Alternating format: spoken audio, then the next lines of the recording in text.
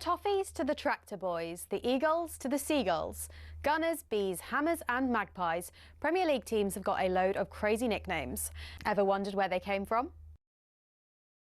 Let's start with Everton. They're dubbed the Toffees, but why? Well, because when the club was formed, just down the road there were two local toffee shops. Ye Ancient Everton Toffee House and Mother Noblet's Toffee Shop were big fan favourites. Next, they say if you can't beat 'em, join 'em, and that's exactly what Ipswich Town did when it came to their nickname. The term Tractor Boys used to be chanted by their opponents as a way of putting the team down for their farming background. But during one game back in the late 90s, Ipswich were 1-0 up and they decided to flip the script. 1-0 to the Tractor Boys, they sang, and a new nickname was born. Let's head to Leicester, famous for more than just a red, well, orangey cheese and Jamie Vardy. Leicestershire's also the birthplace of fox hunting, hence the Foxes. Next up, turns out apples are not the only fruit that don't fall far from the tree. Bournemouth's nickname, the Cherries, comes from the fact the club's stadium was originally built right next to a bunch of cherry orchards. This next story actually involves two club nicknames. It started with Crystal Palace. They were having an absolute nightmare run back in the early 70s. They'd been relegated after a terrible spell and manager Malcolm Allison decided enough was enough. He wanted a new nickname, something strong, fast and destined for success. Something exactly like an eagle. But there's more to this one. Brighton were in search of a nickname too, and Palace finally gave them what they needed. In a heated match between the two back in 1976, Palace fans began chanting, "Eagles, Eagles." And some clever Brighton fans came up with the perfect reply, "Seagulls, Seagulls." Not all club nicknames have a crazy story though. Take the Gunners. That just comes from the fact a group of munitions workers in the Royal Arsenal factory in Woolwich set up the club in 1886. On the flip side, some nicknames seem simple, but there's a bit more to them. Like West Ham. The Hammers is actually nothing to do with the ham part of the name. It comes from the fact the club used to be called Thames Ironworks FC and was made up of workmen and shipbuilders. So next time the away end's chanting their crazy nickname, you'll now know exactly where it came from.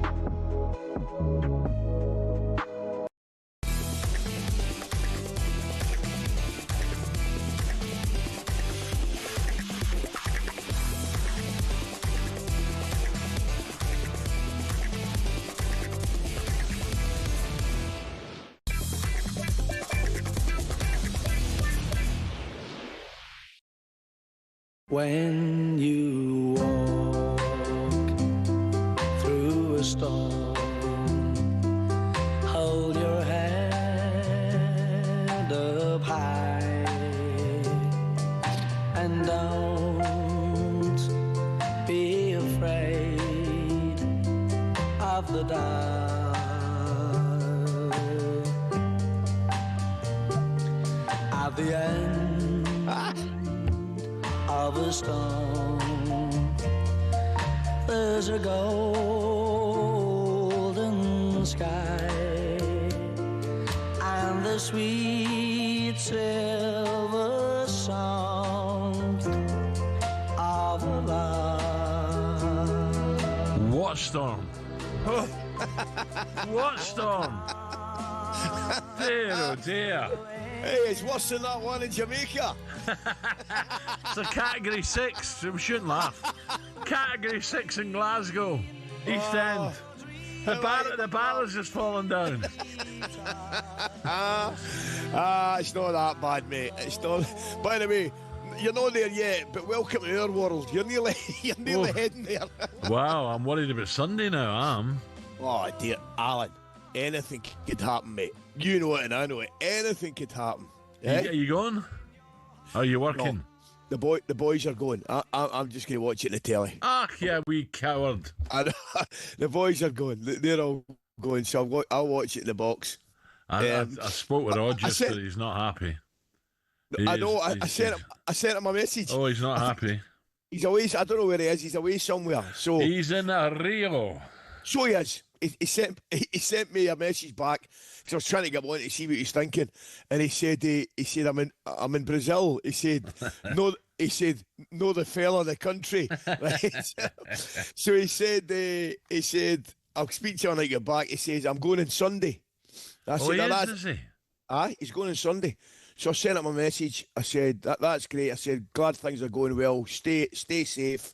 P.S. I hope you get humped on Sunday, I said. So he seems in good form.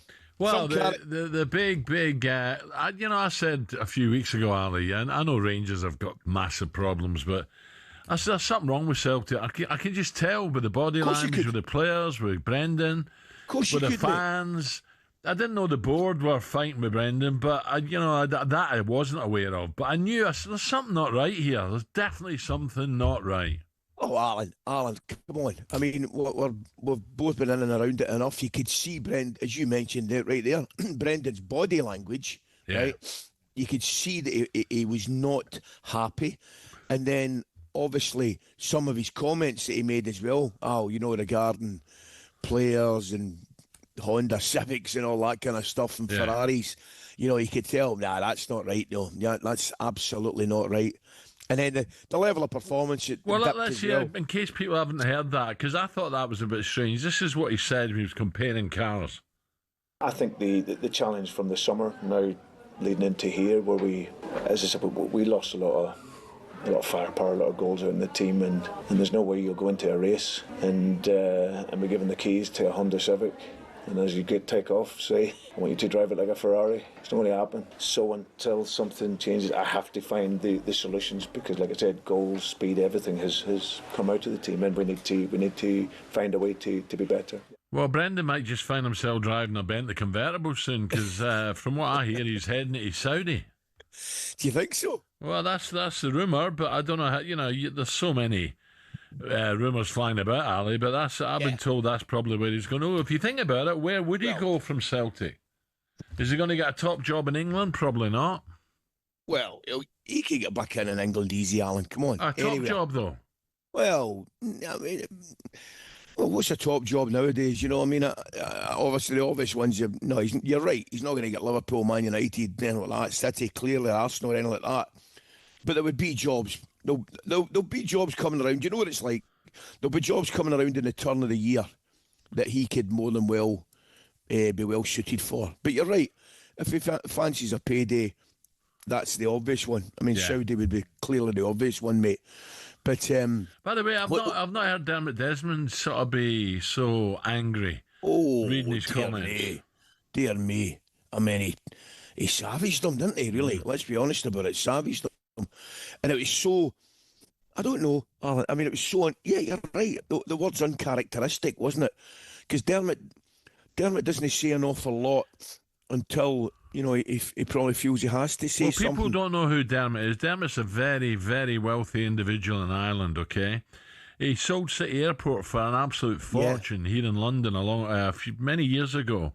This is what he said. Regrettably, his words and actions, this is Brendan, since have been divisive, misleading and self-serving. Some of the abuse directed at the board and executive team and at their families has been entirely unwarranted and unacceptable. Every member of the board and executive team is deeply passionate about Celtic and acts at all times with professionalism, integrity and a shared desire for success. So he's not holding back there. I couldn't believe it. You think about it. I mean, it's a savage attack. It'll be interesting to see if Brendan comes back because, or just ignores it, or he's allowed to say, sometimes they sign these non-disclosure things. But you would think with an attack like that, Brendan would have to come back and reply and defend himself. Would you not think so, Al? I think so, yeah, because, one or two people have look, I don't know the ins and outs. I know, like you, Ali, I'm saying something's not right here. So something's had to give, and it has. I would imagine he will do. Depends where he goes, and it also depends not on Brendan's response. Who's going to take over? Because right away I thought, well, who's out there? Look, Martin will go in and do a great job, but Martin's getting on a bit now, and Martin and Dermot are very close, so I think it's more of a favour. So who takes over? I think the Ipswich boy, if he would want it, has got. I think if Kieran McKenna wanted it, he'd get the job, but I'm not sure Celtic will pay more money than what Ipswich pay. I'm not sure they will either, to tell you the gospel truth. What about Scott Brown? Has he got enough experience, Scott? Cool, there's a shout. I never even thought about Scott Brown. He's doing away fine. I think they've absolutely picked up. I think they had a slow start to the season. The only thing, would you think wee Brownie's done enough? Well, his win record, okay. Like, I don't want to say it's only air, but it's been pretty successful so far. As you say, it was a slow start, Ali, and people say, oh. But, I think the fans would welcome it, wouldn't they? Because Celtic are missing a bit of oomph. They're missing a bit of get in them. Yeah. There's a few been thrown about, Al. I mean, obviously, Craig Bellamy. Somebody hit me with Craig Bellamy's name. Obviously, he'd have a decision to make because Wales, I think, still got a chance of World Cup. Then I tell you one that somebody said to me as well. Jamie O'Hara, because I heard the coach drivers left as well. No, it was actually Damien Duff. Somebody said to me Damien Duff was another one that had been doing well in Ireland. So it depends whether they go. I mean, I can see. I don't know what you think. I think Martin's obviously clearly doing Brendan a favour, and that makes sense to me. Dermot a favour. Yeah, beg your pardon. Yeah, Dermot a favour. I think that kind of makes sense, Alan, as well. Do you know what I mean? But then, if Martin goes in, steadies the ship, could you see him staying at least the end of the season? Maybe. I don't know. I don't know. I say hello to Martin, but I don't know. I'd be a liar if I said I know Martin really well. I think Martin likes his team with him. I know he's got Sean Maloney, but I don't think Robbo's very well, and Stevie Walford. I don't know what Stevie's doing, but Martin's way over 70 now. So he might look. I think this game at Hampden, if Celtic beat Rangers, or it goes the other way, I think it's a big game, Ali, for both clubs. I think it's a big game now. So do I. I mean, if somebody had said about 3 weeks ago that the manager's getting into the dugout with Martin O'Neill and Danny Rowe, you'd have got a good price on that from Steve and Simon and the boys. I'll tell you that Martin right Rowe knew about it, but Martin, let's hear from Martin. Yes, I bet he was shocked. Here's Martin O'Neill. I took a gasp of breath and thought, is this real or surreal? And so it's difficult, really, to turn down somebody who gave you the job in the first place. When he had really some great options away back 25 years ago. So from that viewpoint, maybe by the time that I pulled myself off the floor, I probably thought then maybe I should do it. Yeah, see, I like Martin. Of course you do. He won't mess about. He'll tell you what, he'll tell you how he feels, what the truth is. Yeah. And he's Celtic in safe hands, but it's for how long? Yeah, but that's the question. But it makes sense in terms of whether it's a stopgap. You think it will be the way he's been talking, but how long it'll be, I'm not so sure. I think it could be a little bit longer than we're assuming. But I tell you what, mate, I think I've got a game tonight. I know Rangers have got a tough one through in Edinburgh, and I know Celtic are at home to Falkirk tonight. So, these two games will take care of themselves. And then, as you say, Sunday, man. Well, Celtic have got big. I don't know what it's going to be like Sunday, but injury problems, they've certainly got them. So I don't know what. I'm not sure what starting 11 Martin's going to find. Well, I think listening to him, I mean, the first thing he said, he said it, I think, before this whole incident kind of took place, and he was a little bit concerned at the physicality in Celtic's team. Lack of, you mean? Lack of? Yes. Yeah. Yeah, well, absolutely. He was concerned about the lack of physicality in the team. And that's the one thing I've said about Rangers for a long, long time, Alan. A long, long time. So I think he will try and get physicality back in his team. I mean, I was really surprised that trusted in the start at centre back against the Hearts on Sunday. So I think I would imagine he'll bring a bit of physicality back into the team if he can. But Alan, I don't care what Andy says. I mean, did you see the Celtic team? It's nowhere near the quality you would expect. Well, especially when Martin was there last. Do you know what I mean? Oh, come on. It's Well, that's the chalk and best. cheese. Oh no, that's the best. Forget about it. That's the best team they've had in 25 years. That team. Yeah. I would suggest to you right now, that's the best team they've had in 25 years. Yeah. So, well, you mentioned Craig Bellamy earlier. He could be a possibility. And Wrexham, of course, Wrexham went down to Cardiff last night, didn't they? I think Cardiff won away from home. I've got the 1-2-1 here on my script. I don't think that's correct. We'll come back to that. So that was a big result for Cardiff. Lawrence Moore coming up. We'll find out what he thinks of maybe Bellamy. Would he take the Celtic job? 6:15.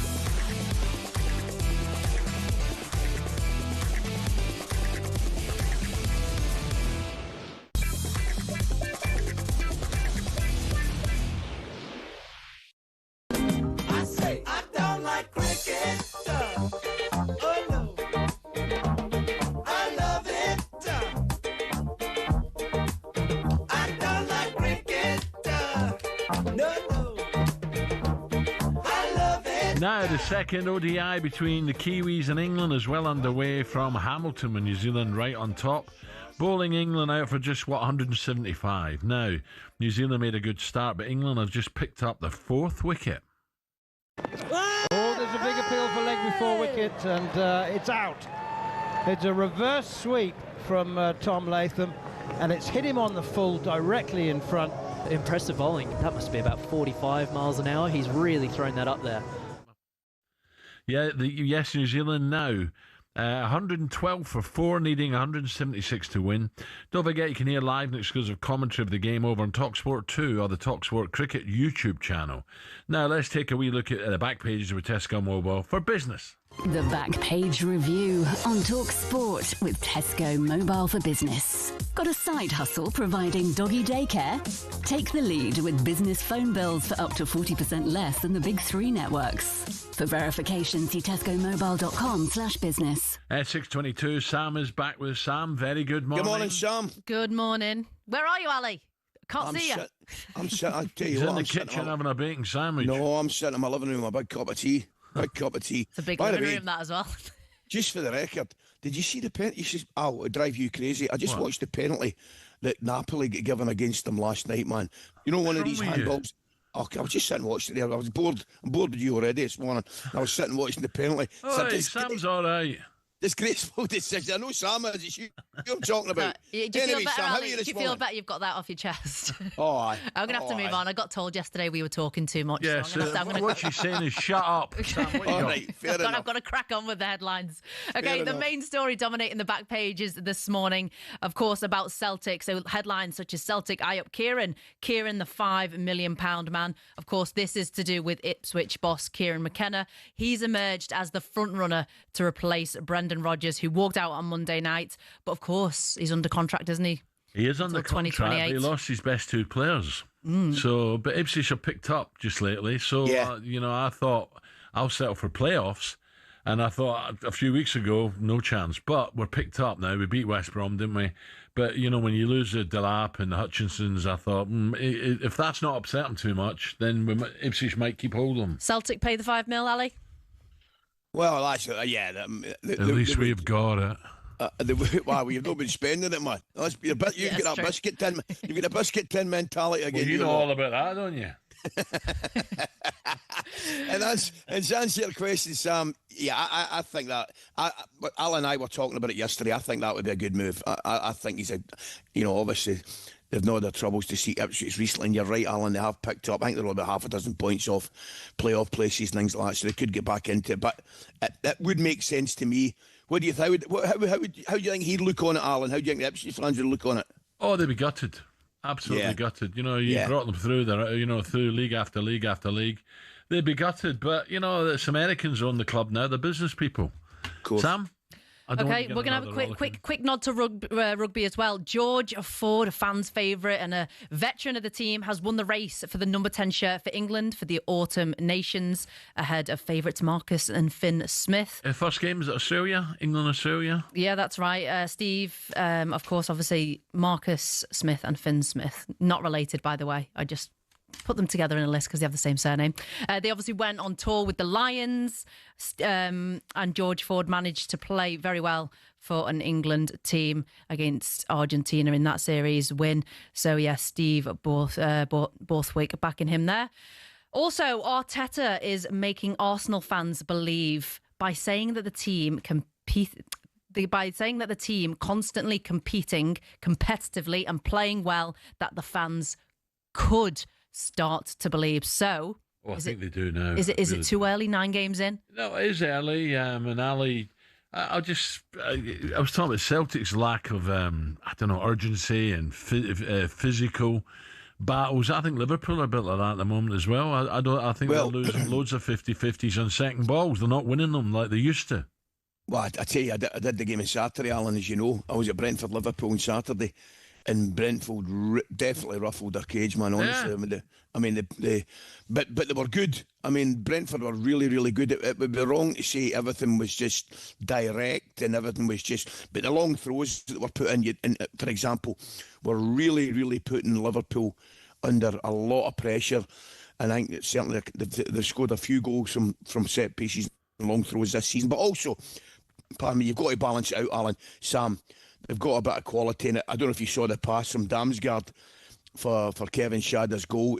It was absolutely tremendous. It was a pass of the weekend for me. So Brentford are mixed up. Keith Andrews is doing well, and it's kind of gone slightly under the radar a wee bit. But Liverpool look clearly as though they've got one or two problems. That goes without saying.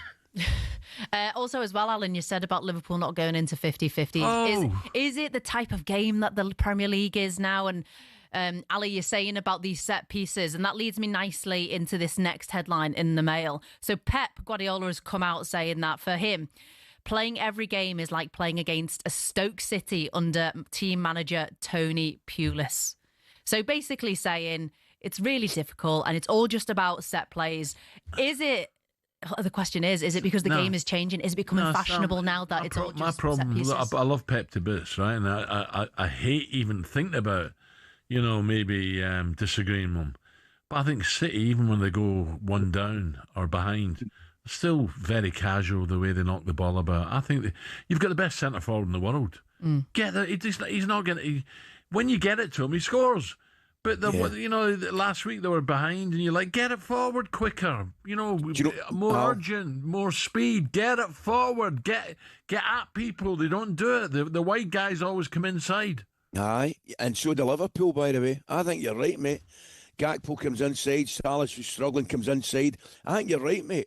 I think those two teams in particular, don't get the ball into the box for the centre forwards quick enough. There's not enough crosses, is there? No, definitely. But getting back to what Pep said there, Sam.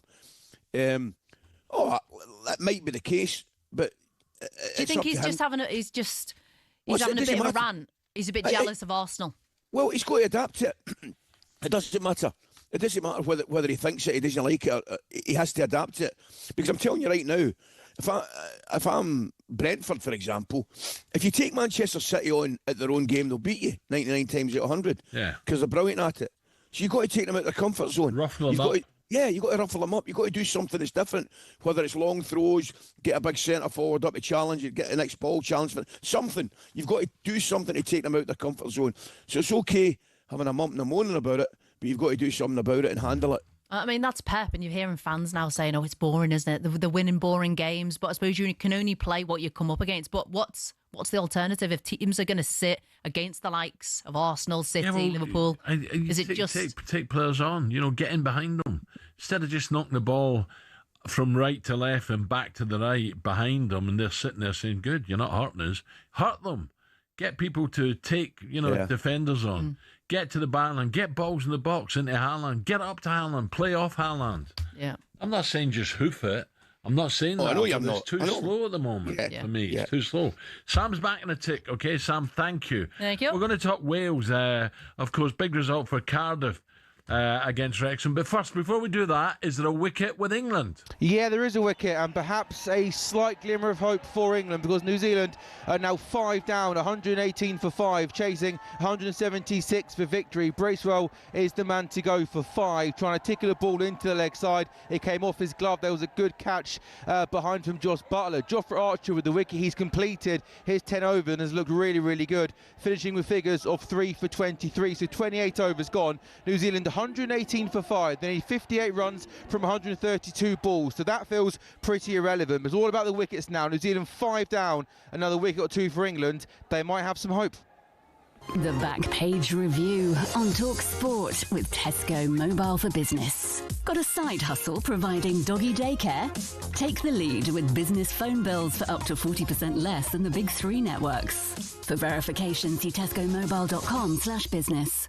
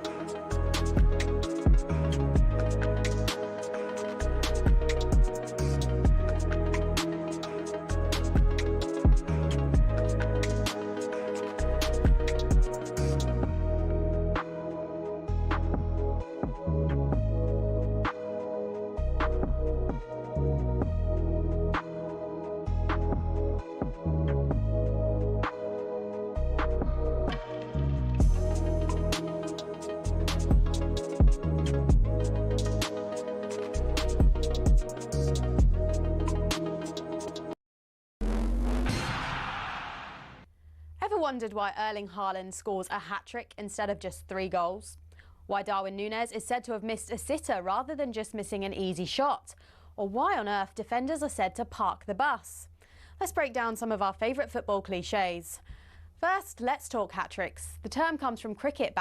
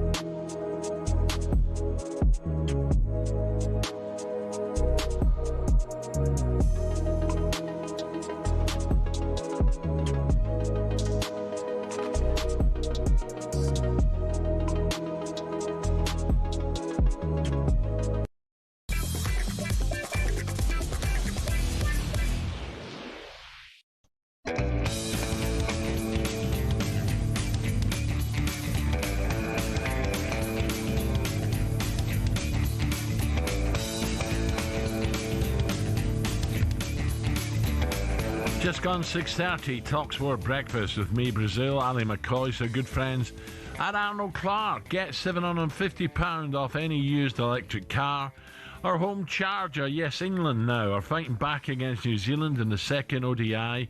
This is how that Archer wicket sounded live over in talkSPORT 2. Down the leg side, that could be out. There's a noise, there's a tickle down the leg side. Paul Rifle has a smile on his face because he knows he doesn't need to raise the finger. Bracewell's off, he's marching. He's got his bat under his arm. Archer has another wicket. He's got 3. It was the last ball of his spell.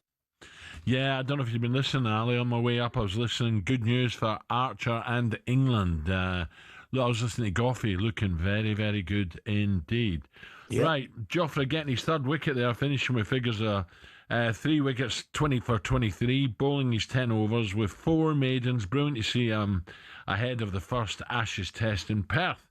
Yes, the Black Cats 5 down, now needing 176 to win. To listen to talkSPORT 2, just download the talkSPORT app and swipe between your favourite stations. Now, it's our biggest competition yet. We're giving you a chance to play to win up to £100,000. It's talkSPORT's biggest cash prize ever, 100 grand, completely tax-free. If you're the lucky winner, the excitement doesn't stop there. You'll also be coming to talkSPORT Towers on the 13th of November, so Thursday, to play for that life-changing cash prize. Here's how you can enter.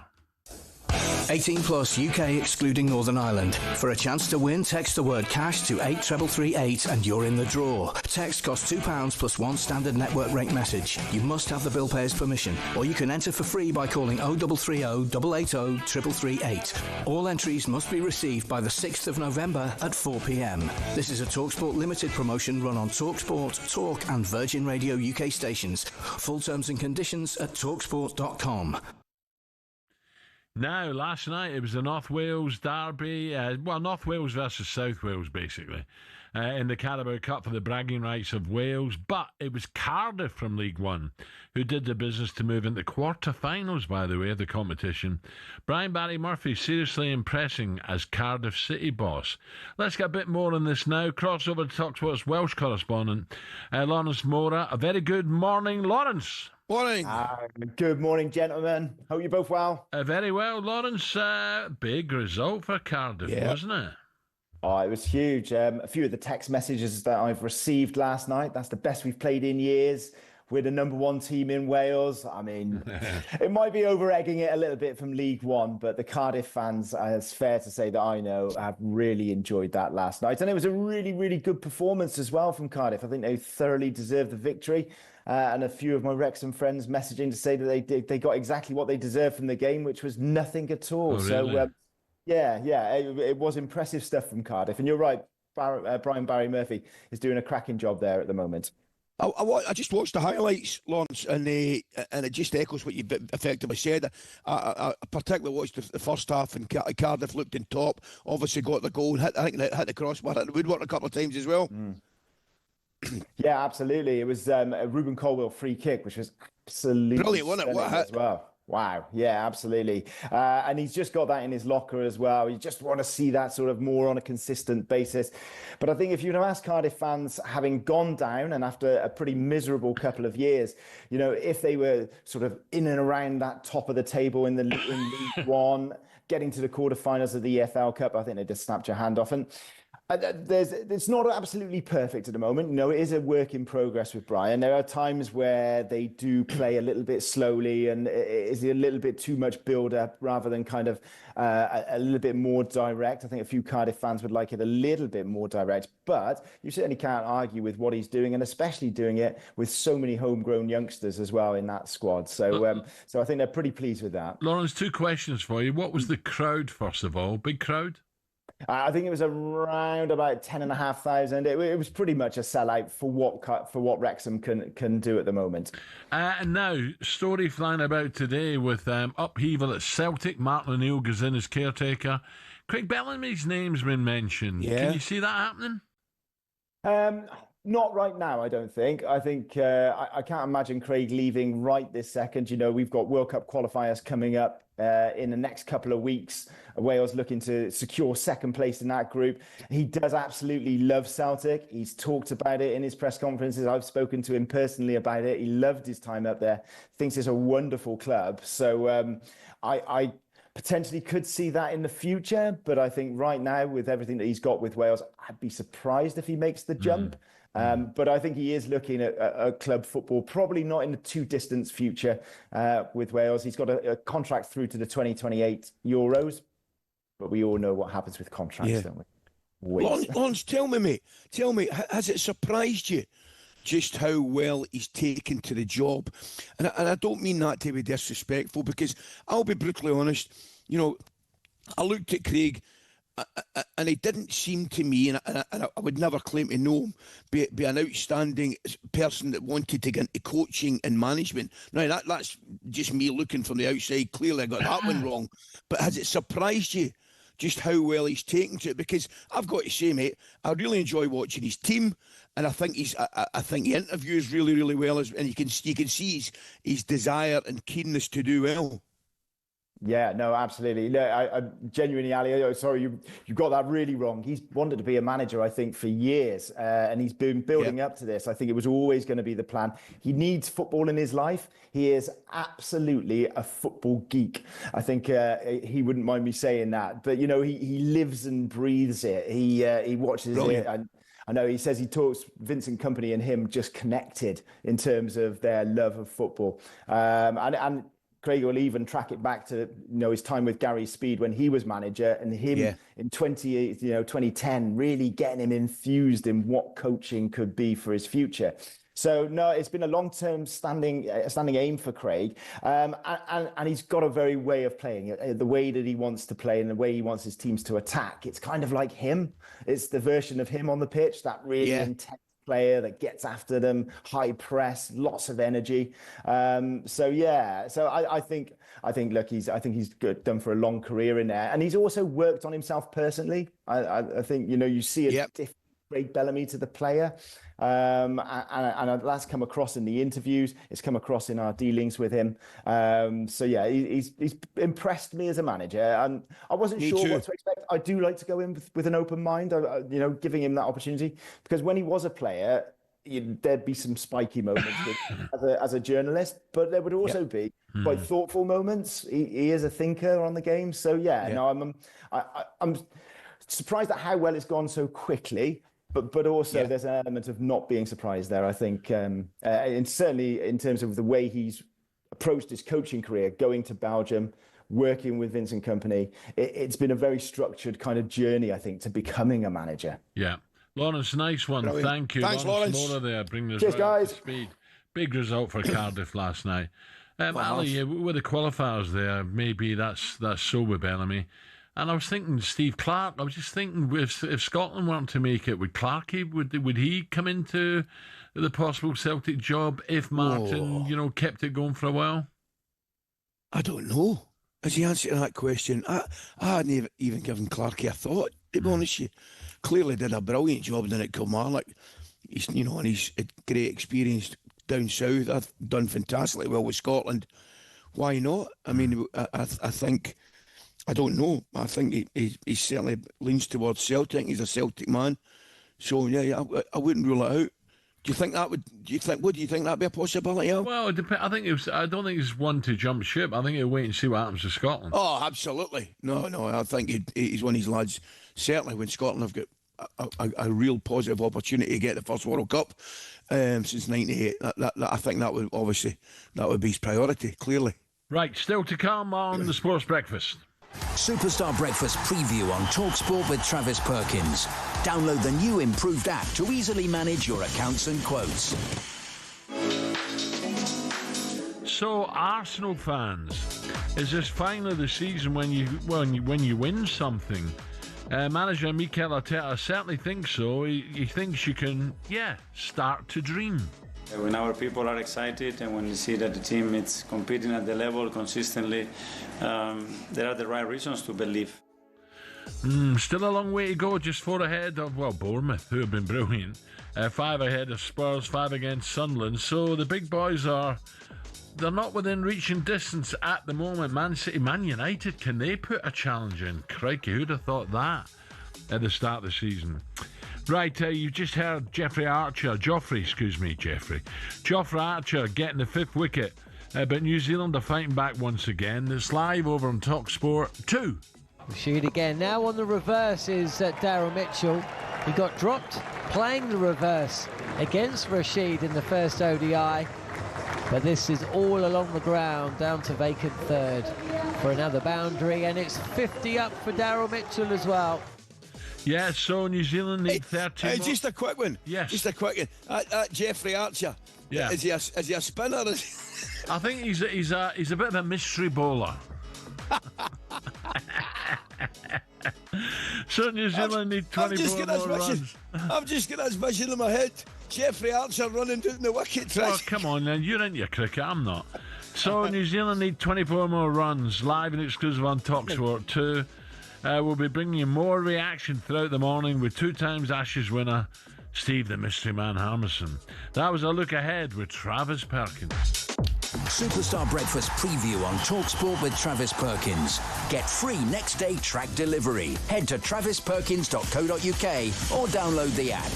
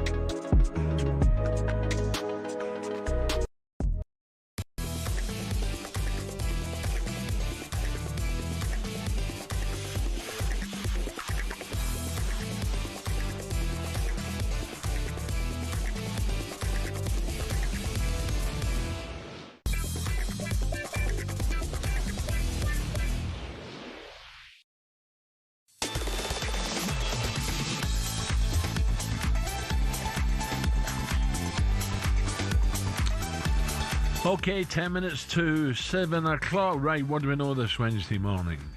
Pardon me. West Ham United have been dealt a fresh blow after it emerged that Lucas Paqueta is keen to leave the relegation-threatened club in January. There's another one whose attitude to me, I'm like, come on.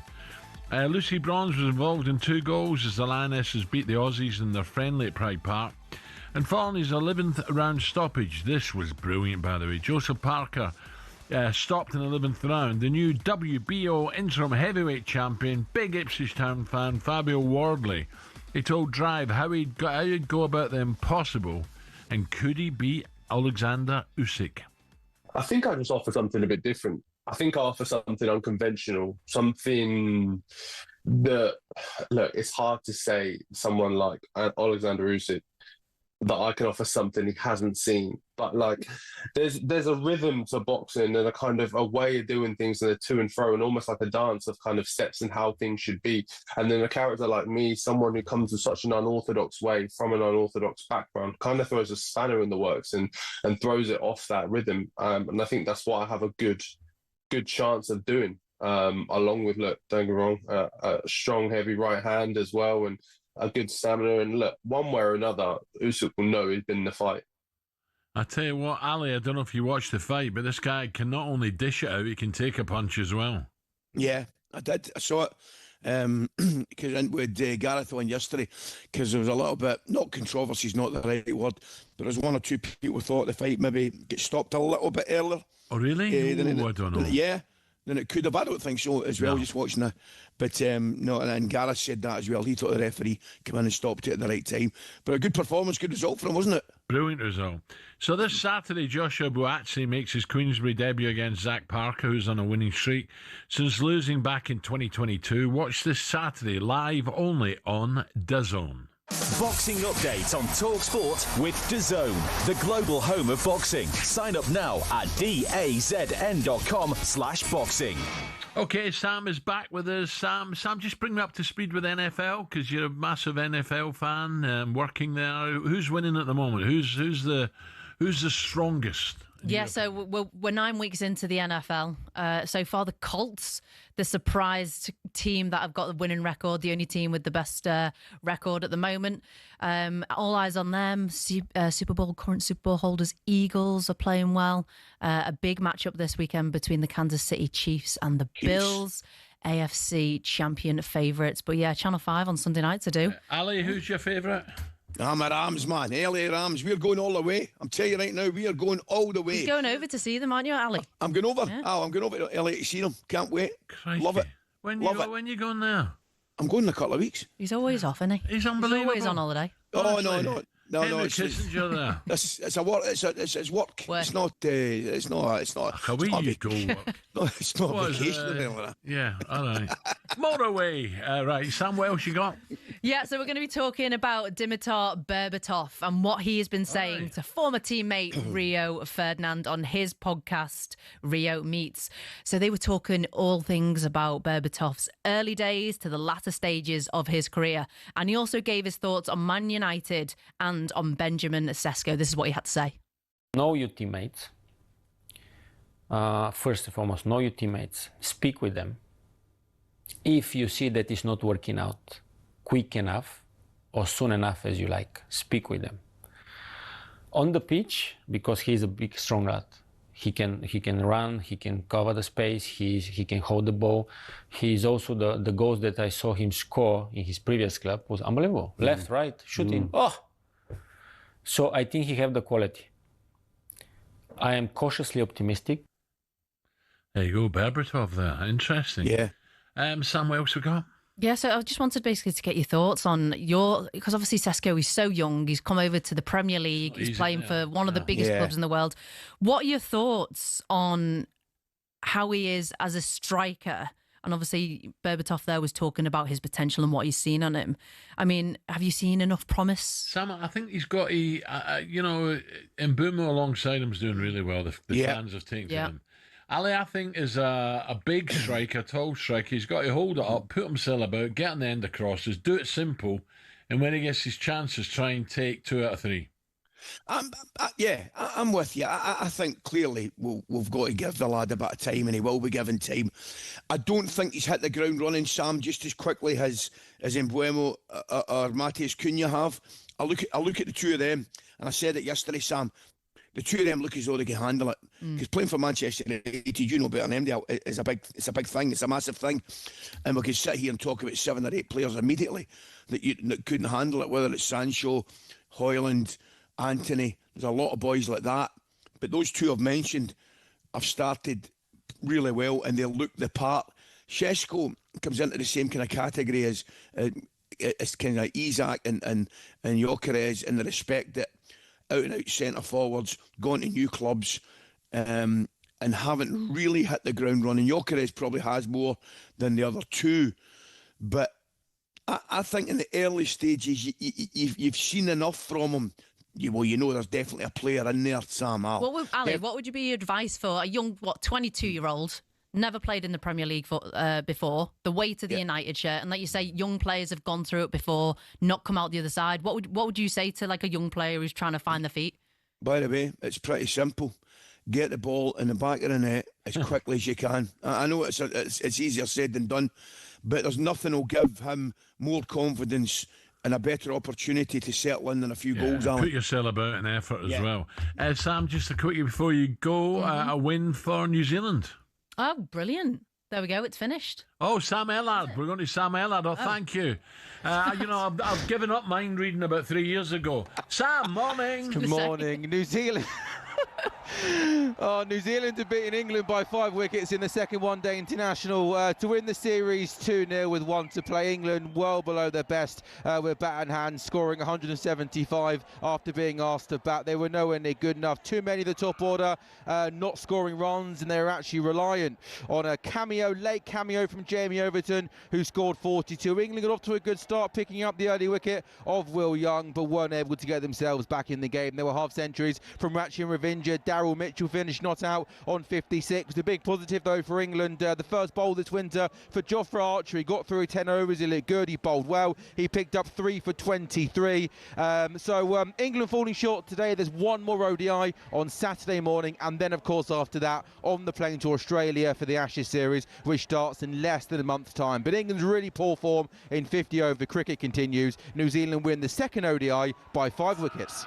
Thank you, Sam. And That's what I was going to say, but I got cut off.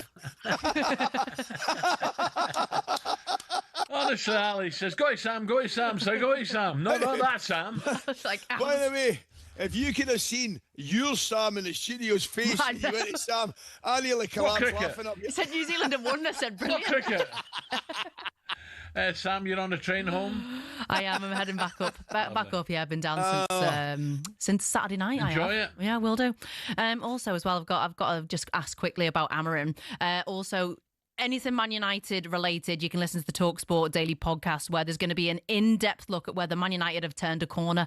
Well, Is it just 3 wins in a row, or is it now Amarin proving what you can do? They have. No, I think they're playing. Suddenly, there's a bit of togetherness there, and belief and togetherness. It makes a big difference.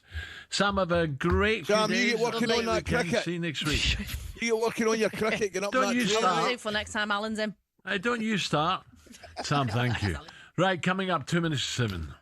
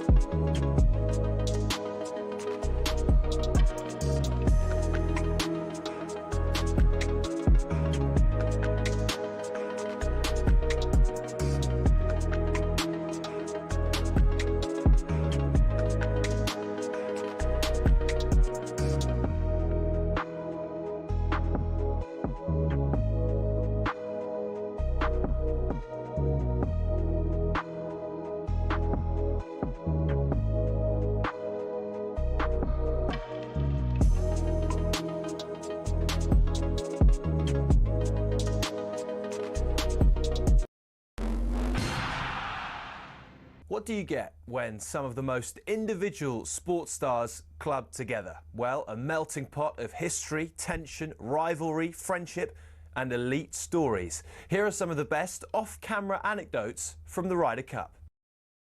Number 1, Tigers loo roll. The protagonist, Lee Westwood's former caddy, Billy Foster, said in a toilet cubicle at the Belfry.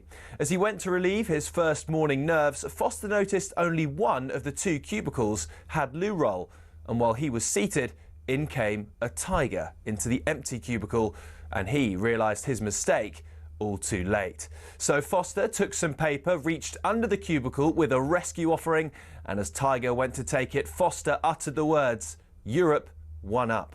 As it happened, Europe did go on to win. Fast forward 10 years to the miraculous Medina, when, after a gruelling Saturday, Rory McIlroy overslept on the Sunday and was in danger of missing his tee time. Thankfully for him, the person booking player transport was Erica Stoll. She sorted him a police escort to the course. 3 years later, McIlroy proposed in Paris. The next story is told by Scottish legend Sam Torrance about the great Seve, who apparently despised the Americans mainly because of a diminutive US reporter who kept calling him Steve. Hey, my name is Severiano or Seve. There's no Steve, there's no Steve. Next day, Steve. Torrance also tells of how Seve regularly gave coaching clinics to his European teammates, but a week later at the Italian Open, when the same players asked for advice, Seve would tell them to and see you next year. Having started with a Billy Foster story, let's finish with one from the 12th tee at Oakland Hills in 2004. It was Jimenez and Garcia against Westwood and Clark in a practice round, and as they finished, Foster decided to jump in the buggy and speed away with all their clubs, only to lose control entirely and tumble onto the course and see it careering towards the spectators. Thankfully, the Red Sea parted and the buggy smashed into a tree, with viewers and clubs still intact.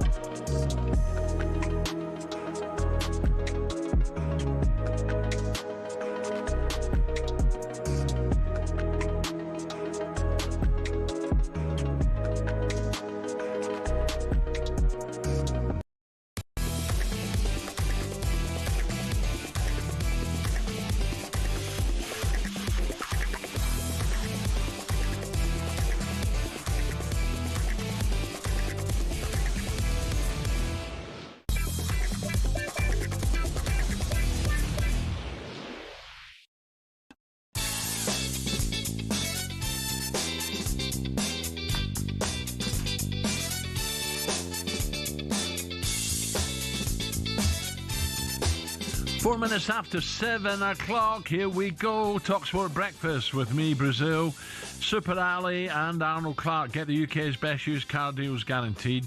We'll have some more thoughts from Sam Quick on that loss for England. No, we won't. We'll have some more thoughts with little Sam. Not Sam Quick. Oh, she's on a train. God, who's writing these scripts? Right, 2 times Ashes winner Stevie Harmison will join us. Harmy not happy. The third ODIs, of course, live and exclusive on talkSPORT 2 on Saturday morning, don't forget. Now, the Premier League has often changed over the years, from the introduction of Wenger's passing football to Pep's tiki-taka. But proper football, well, is seriously back. For the long throw to come in, so this one from about 25 yards out, held in towards the edge of the 6-yard box, taking a touch, and he's volleyed in. Brentford score from a long throw yet again. Be interesting to ask all the managers, you know, why is it you've managed for 20, 25 years and never taken a long throw, and then all of a sudden everyone takes a long throw in the league? Every manager club want to compete, and it's about to find the small margins, and probably need to do this if you want to be able to compete or, you know, raise the bar to be even better. Chelsea won, Sunderland won. Wouldn't you know it? This goal has come about, Adrian, from a long throw-in. It's so hard to break a defense in possession in set attack. So for a promoted side, set pieces, so it's an important topic for us. Well, I enjoy watching the ball go in the back of the net, however it comes about. So if that's Arsenal taking long throws, I don't care. I wasn't here, but 10 years ago I said it's a massive thing to do that, and I started to have a vision and try to implement a method. Yeah, long throws are back. The only thing, Ali, I don't like about a long throw, and by the way, it's part of the game, I don't like these tells around the pitch. It just slows the game down. Yeah, I know what you mean. I get it. You think you should maybe put a ban on them? You're not allowed to. Yeah, throw the ball in long if you want, but no tells, for God's sake. You might as well have a cup of tea as well while you're at it. I know what you mean. But you're right. It's part of the game, and if you're good at it, it's a good weapon to have in your arsenal. What does me in, Ali, right, is people make so much about set pieces, stats and all that. The set pieces are there to defend as well as win the ball. And long throw, if you've got a weapon like that, use the weapon, for God's sake. 100%. And for the likes of the real good sides like City, I'll say it again, when they're behind, stop knocking the ball about as if you're 3-0 up, Real Madrid. You know, get the ball up there, get the ball in the opposition's final third and press and go for an equaliser. It really annoys me. So well, Coyote, I've got to say, Al, just a quick one. Yeah. Coyote's long throw at the weekend. Oh, amazing. It was posing Liverpool all sorts of problems. He could probably have made the far post had he tried. Oh, I bet he could have. And they got, was it equalised again? Was it Chelsea they scored with a long throw as well? So, yeah, they're losing it. They're using it, I beg your pardon, to their benefit, as they should.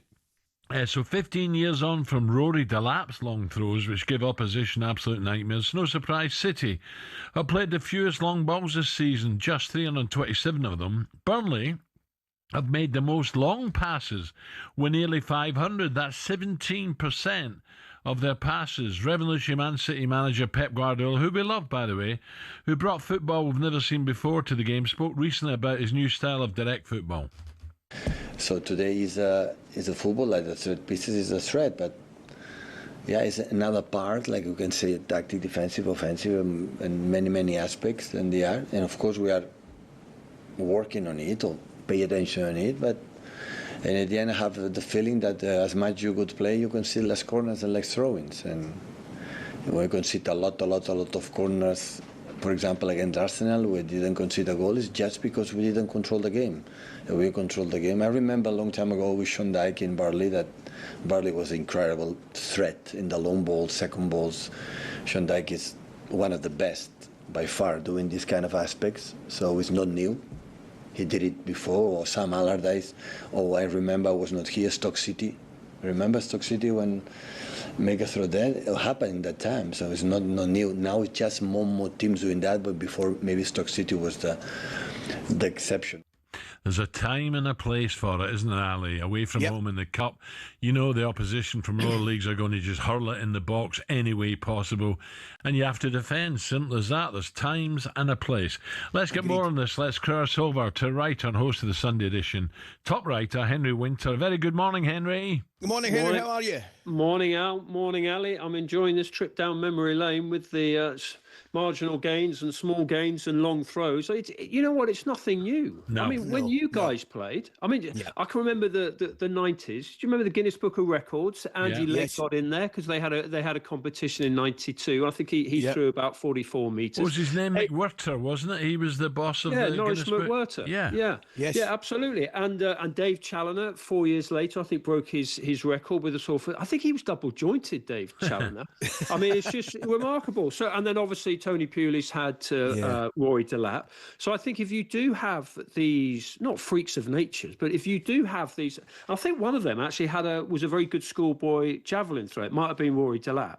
So look, if you've got that in your armoury, absolutely use it. Yeah. But the point that you made, Alan, earlier, if you can do these attacking set pieces, you've also got a set piece coach who can learn how to defend them. So I'm sure that'll be the next stage of the development. It's all part of the game. It's legal, so you get on with it. And then if you don't have the richness of a squad like City have, you have to, go to plan B.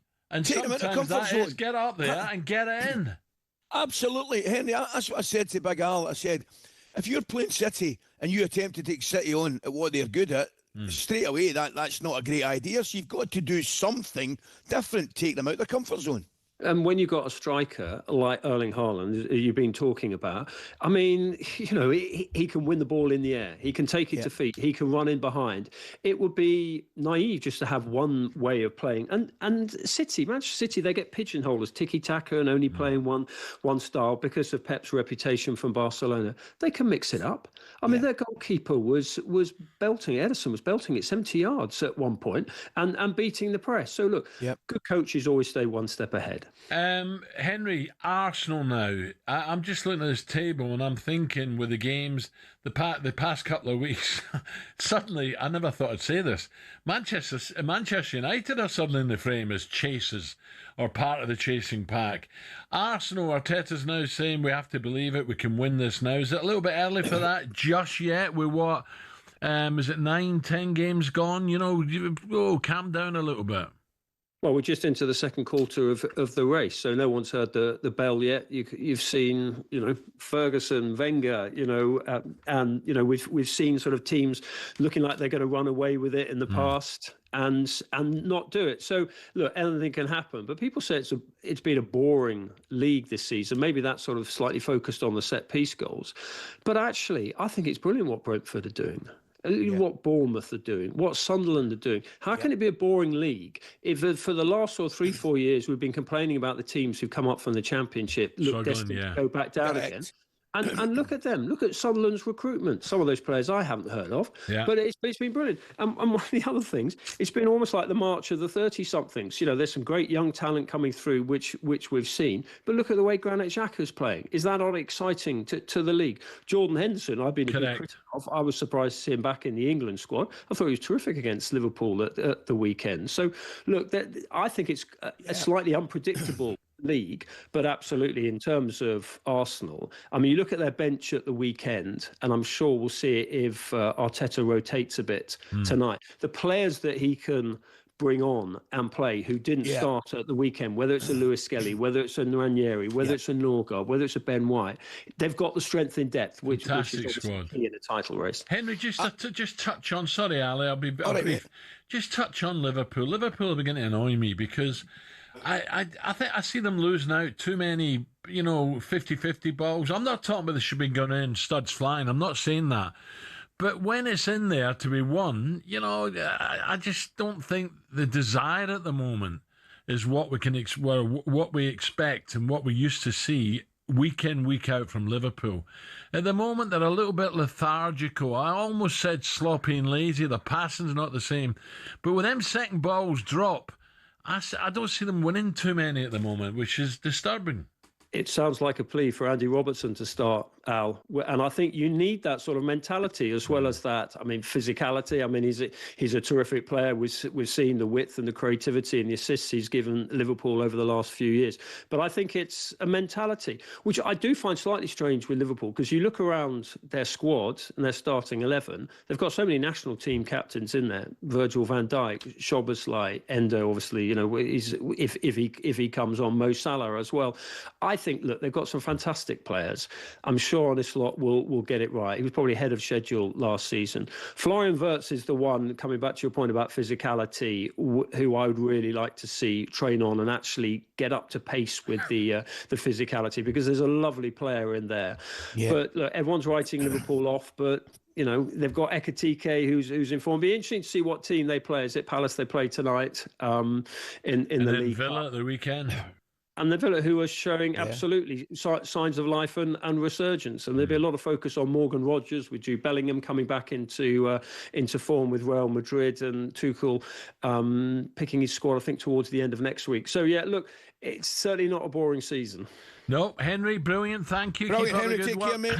Pleasure. Henry Winter there.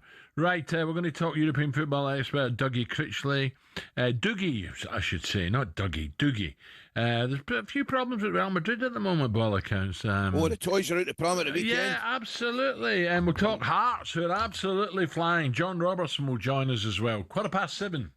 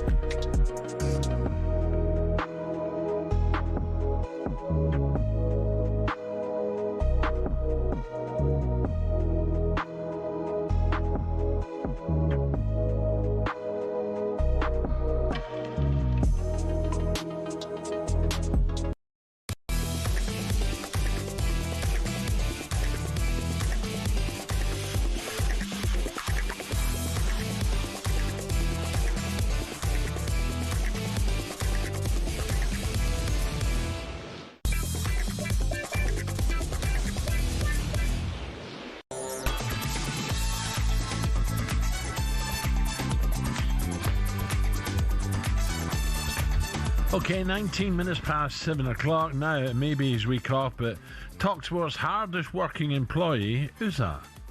Oh, Mr. Jordan. Took a break from his busy Marbella schedule, here we go, to offer thoughts on Brendan Rodgers' Celtic exit. I don't think Simon, from what I gather, is a bit of a fan. Simon was asked whether Dermot Desmond's statement crossed the line. Well, it's only character assassination if it doesn't happen to be fair and true. And I had said, as you know, about a week ago, after Brendan had come out talking about Honda Civics and that sort of nonsense, that, you know, if I was in Dermot's shoes, I would have given him a smack, metaphorically. And here's the smack, and here it is, because he's not going to allow Brendan to see the narrative in amongst the fans that are not happy for obvious reasons about the performance of the team, but also not happy with their lack of qualification to the Champions League, which, by the way, was entirely on Brendan and his team, because whether they were given more support or not was incidental. They had a good enough team to beat that pub side, and Brendan has been deflecting for some time now, and Brendan is doing what Brendan does. So what next for Celtic, what next for Brendan? Saudi Arabia, I'm hearing, but who knows? Simon Jordan there. Ali, have you ever been close to getting a smack from a boss? Well, you did do, didn't you? Big Jock Wallace gave you one, didn't he? Oh, absolutely, man. Right in the chin. Not me clean out. I take it you deserved a bit of it, did you? Oh, without doubt. No, I deserved all of it. Don't worry about that. Every bit of the punch I thoroughly deserved. I'll tell you what, 1984 it was in Switzerland. Never forget it. And I never did it again. Who's got a stronger right hand, Big Jock or Wee Viv?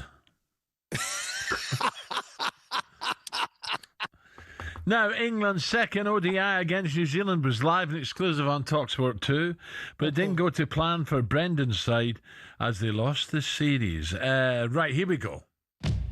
New over begins, edge. There you go. Duckett is gone. Short delivery, Bethel takes it on. There's a man out there and he's going to take the catch. Just dozy batting. It really is. Last ball of the over. Oh, there's a big shout for leg before wicket. Well, England in disarray here. Archer in once more. And LBW absolutely plumb. Lovely straight hit by Mitchell, launching it high and into the side screen. Driven, glorious, gorgeous shot from Rachin Ravindra. Oh, what a shot from Mitchell Santner. He's just toying with England now. Daryl Mitchell is going to win the game for New Zealand. New Zealand win the game by 5 wickets, and in doing so, take the series 2-0 with 1 to play. Do you know, I'm really getting confused this month. All these Sams and all these Brendans. I was driving up this morning, listening to Brendan Rodgers and Goffey was on. Really enjoying it. We're joined by one of England's greatest ever one-day international bowlers.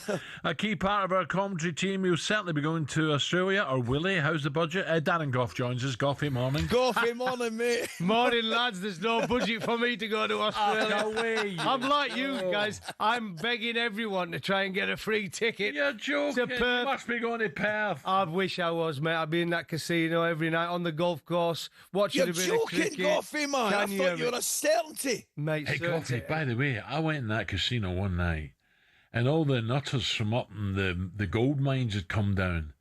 And I thought it was like Monaco, you know, they all dress up. They were in there with their digging boots on. There was fights galore. Hey, they were dressed like Ali. They were dressed like Ali is this morning. It's unbelievable, honestly.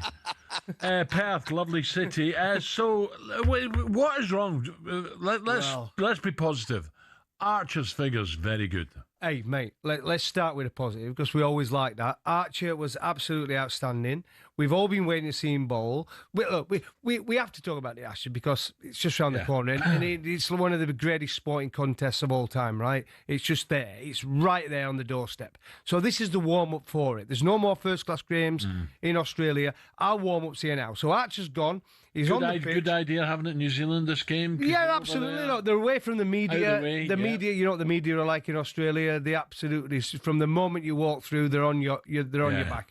But Archer today was absolutely outstanding. Pace, fire. He looked as though he were enjoying himself. He looks fit as I've seen him. He looked happy, and he had seam movement. He bowled with pace, and he was a shining light for England today in a losing cause. So that's a bonus. And no Cummings, you did say that, Goffey, a few days ago. I said no Cummings. He was never playing. The first one, but he might not play any. He ain't playing in the second either. But no Cummings, though, that means Smith's captain. Does Smith not bat better when he's skipper? Well, he does. And guess what? He got 100 today. Did he? In Australia for, who's he play for? New South Wales, isn't it? Yeah, New South Wales. Yeah. So he got 100 today at Brisbane. He's come back from America. He lives in New York, don't he? No. He lives in New York, Smithy. And his mum's Scottish, isn't she? Well, yeah, but she ain't in New York, I don't think. But he lives in New York. He moved out there for peace and quiet because he just plays when Australian. He comes back for a little bit, plays a few games because that's all they do these days. They don't play every game. And he's come back 100 straight away. He's the captain of Australia. He's set the marker already. Wow. Coffee, tell me, mate, what's it going to take? Because, I mean, I love it. You cannot beat, and you're right, it's one of the great sporting occasions, mate, the Ashes series. Yeah. What's it going to take? Because how different and how difficult is it to go down there and win? Well, I won't know. I've never won. I've won a game, but I tell you what, never lost 5-0. Never lost 5-0, which a few teams have done over the years. Yeah. Where's Army? Army definitely lost 5-0, but Army keeps telling me he's won the Ashes twice or whatever, or 3 times, and I never won it. But look, it's not going to be easy. They are not as good as they used to be. There is uncertainty about their batting lineup, but you've seen with the crowds they get, the media, you've got so many distractions. You've got to be on it from ball one. England have to get off to a solid start. My worry is if we don't get a good start, it can just... all those bad memories come back, don't they? You know what it's like? They've got to be in it for Christmas and New Year, haven't they? They've got to be. I mean, can you imagine the fans that are going to be there? They've got to be. Yeah, I might get out then. We might get a trip out there. What do you reckon? I can't believe anyone listening. Goffy's available. Yeah. McCoist, Brazil, and by the way, so are we. Breakfast of Legends. Whatever happened to it? Now you'll be fishing in Alaska or somewhere. Hey, I'd fancy a bit of that, man. I'd love a wee Ashes series over down under. That'd be brilliant. There must be a place and a plane for the 3 of us. Get it sorted, lads. Well, don't look at our bosses here. The budget is gone. It's gone.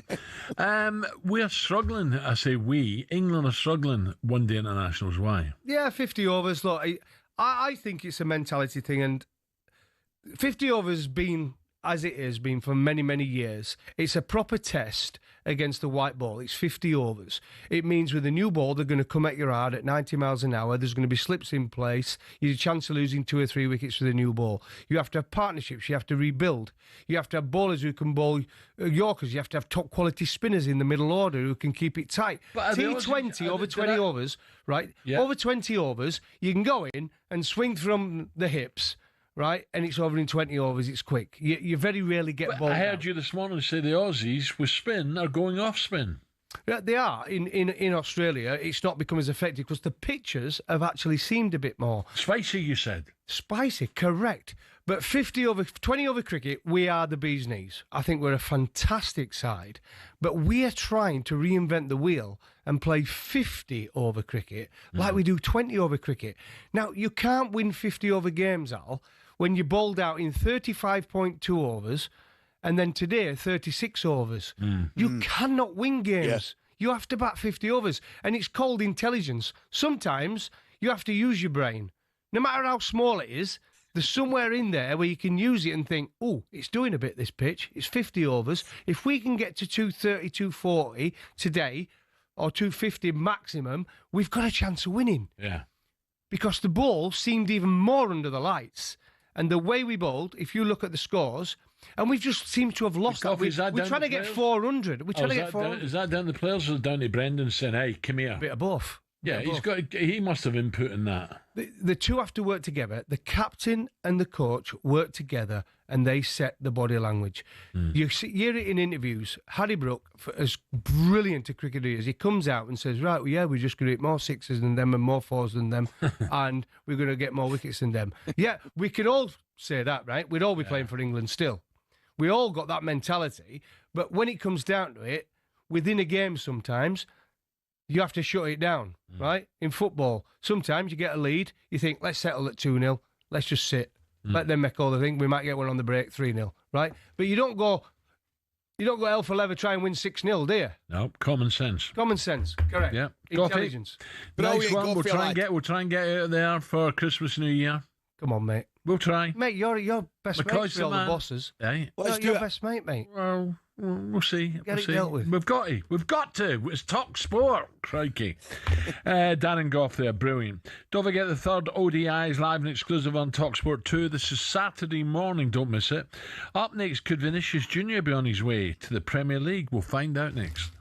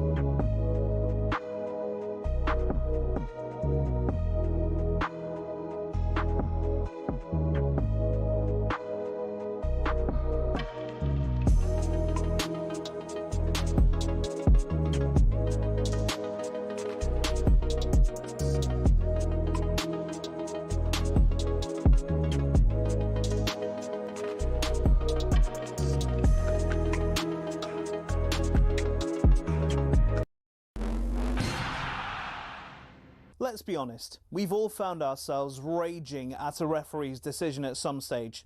Something like this? That is an absolutely shocking decision. They've got a case in that it was a bad decision. It's such a poor decision. Yeah, I think he's just made a bad decision in that instance. But what does it take to get to the very top level of football refereeing? You can apply to become a referee through your local county FA from as soon as your 14th birthday. After spending several hours either in the classroom or on the pitch, they'll grant you level 7 status, which allows you to officiate amateur games. Then you'll work your way through the ranks of amateur football, not reaching the National League until level 2. It's a long process, bearing in mind every level from 7 upwards takes an average of a year. Also, there's no specific number of games you have to ref or hours you have to log before moving on up. You simply just have to be good enough. Once you're level 2 and have enough experience at a National League level, you can apply to the EFL to become a level 1 referee. Then it's on you to get enough experience to climb through the ranks and eventually become a Premier League referee. In total, there are 37,000 registered referees across England, but the PGMOL has only deemed 21 good enough to officiate games in the top flight. So if you want to make it to the top, there's less than a 1 in 1,000 chance of doing it, and it'll take you a decade to get there.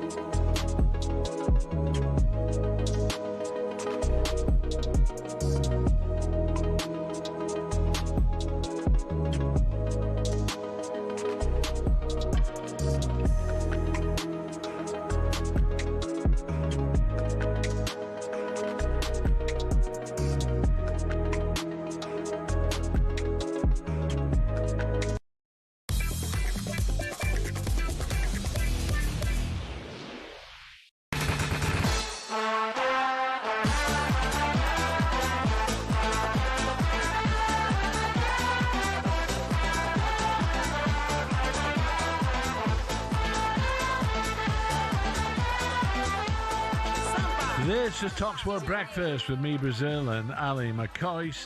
Our friends at Arnold Clark get $7.50 off any used electric car or home charger. Are you hearing Brazilian carnival banger? Samba de Janeiro. Known by football fans on these shores as Norwich City's long-time goal celebration music, but why are we playing it? A story was spotted in the Sun and local Norfolk press. Norwich named happiest place to live in the UK after a study. The title has been awarded by online store Furniture Box. 5,000 people were asked to rank 75 locations based on the beauty of surroundings, provision of state schools, housing affordability and access to quality restaurants, shops, culture attractions and pubs. Do you know what, Ali? I was only just talking about that today. A friend of mine's gone up to the Norfolk Broads, and now that's a beautiful little trip for a long weekend. You take one of the boats, they've got power showers on them, and you go along the Broads 5 mile an hour or 5 knots an hour. There's lovely little pubs to stop in. Oh, really, really nice. Our school did that once, Sal.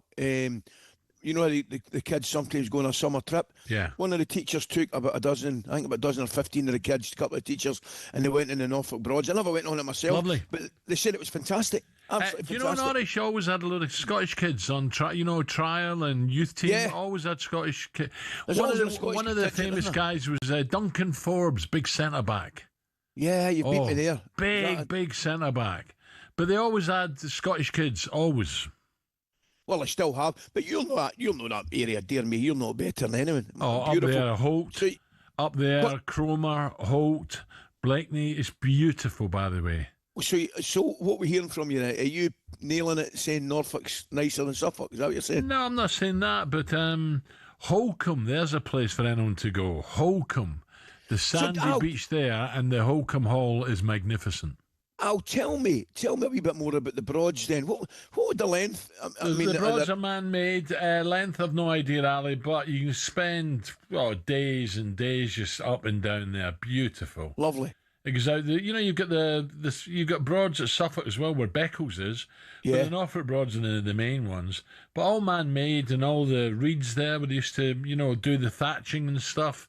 Yeah. Used to cut them from there, but it's fantastic. And then you got the Fens in Cambridgeshire as well, which is really, really good. It's a great part of the world, East Anglia. Great part. Beautiful. Okay, right. Not one Scottish destination made in the top 5. Now that can't be right, can it? That's a mistake. Time to talk now about this true Samba superstar. Wait, hear this story. Given away cheaply by Madsen. Bellingham rolling it in. Vinicius to win it for Real Madrid. It's 2-0. And their 15th European Cup is incoming. Ballon d'Or. Talking about Real Madrid, Ali, just a quick one before we go on to Vinicius Jr. And this is interesting. I ramble on about country life. Yes. The magazine. This week's episode, David Beckham is the honorary editor, right? And it's a fantastic insight to David. I please go out and buy it. It is brilliant. Not only have you got Beckham talking about country life in the Cotswolds, you got Vinnie Jones talking about countryside, how it helped him through bits and pieces, and you got Guy Ritchie as well. It is a brilliant edition. I mean, brilliant. I'll get a look. I'll get a read at that. He's into bees and everything. It's really. I'm not kidding. It's fantastic, right? Country life. Oh, I've got to say to you, mate, that there can't be. I know we're talking about the Norfolk Broads and things like that, but can there be anywhere nicer and more beautiful than the Cotswolds? Seriously. I love the Cotswolds. If I didn't live in Suffolk, I'd live in the Cotswolds, I think. Stunning. Yeah. Absolutely stunning, mate. And we just got my accommodation through, all confirmed for the Sunday in the Liga Arms in Broadway. I had a chat on them. Brilliant, mate. Usual. 4 or 5 days. Have you spoke to Ivor yet? Yes, I'll be going down. I was trying to get down to the meeting prior to it, but I've not managed. November meeting's a cracker. They just had record figures this month in October, and November will probably be record figures as well. Yeah, old Ivor sent me a wee message there, so I'm looking forward to seeing him. He's in great form. Because Andy T sees him occasionally. Yeah. Well, Andy's in Chipham Camden, isn't he? Correct. Beautiful. 8 Bells. Go in the 8 Bells as well, Ali. That's our pals pub. Anyway, Talking about Real Madrid, Vinicius Jr. scoring Madrid's clincher in the 2024 Champions League final. But fast forward just 18 months and there could be trouble in paradise. The Brazilians reported have told manager Alonso Xavi it's better that I go after Real Madrid's 2-1 victory in Sunday's El Clasico against Barcelona. Let's find out more about what may or may not be going on with the European football expert, Dougie Critchley. Dougie, a very good morning. Morning, Dougie. How are you? Good morning, guys. Very well. How are you guys doing? Dougie, will this calm down, or is this just toys out the pram? Well, it does feel like a situation that's going to roll and roll, guys, because it's been clear for a little while that Vinicius Jr. isn't particularly happy with his role at Real Madrid. He was substituted at the weekend in El Clasico, as you said, and DAZN cameras picked him up talking about the fact that I should just leave, and he went straight down the tunnel before eventually returning to the bench. And it's a fairly common occurrence for him this season. He's only completed the full 90 on 3 occasions so far this season. His performances have been still pretty solid. He's got 5 goals and 4 assists in the league and Champions League. But it does feel like this side is now fully based around Kylian Mbappe, who's finally adapted to that number 9 role.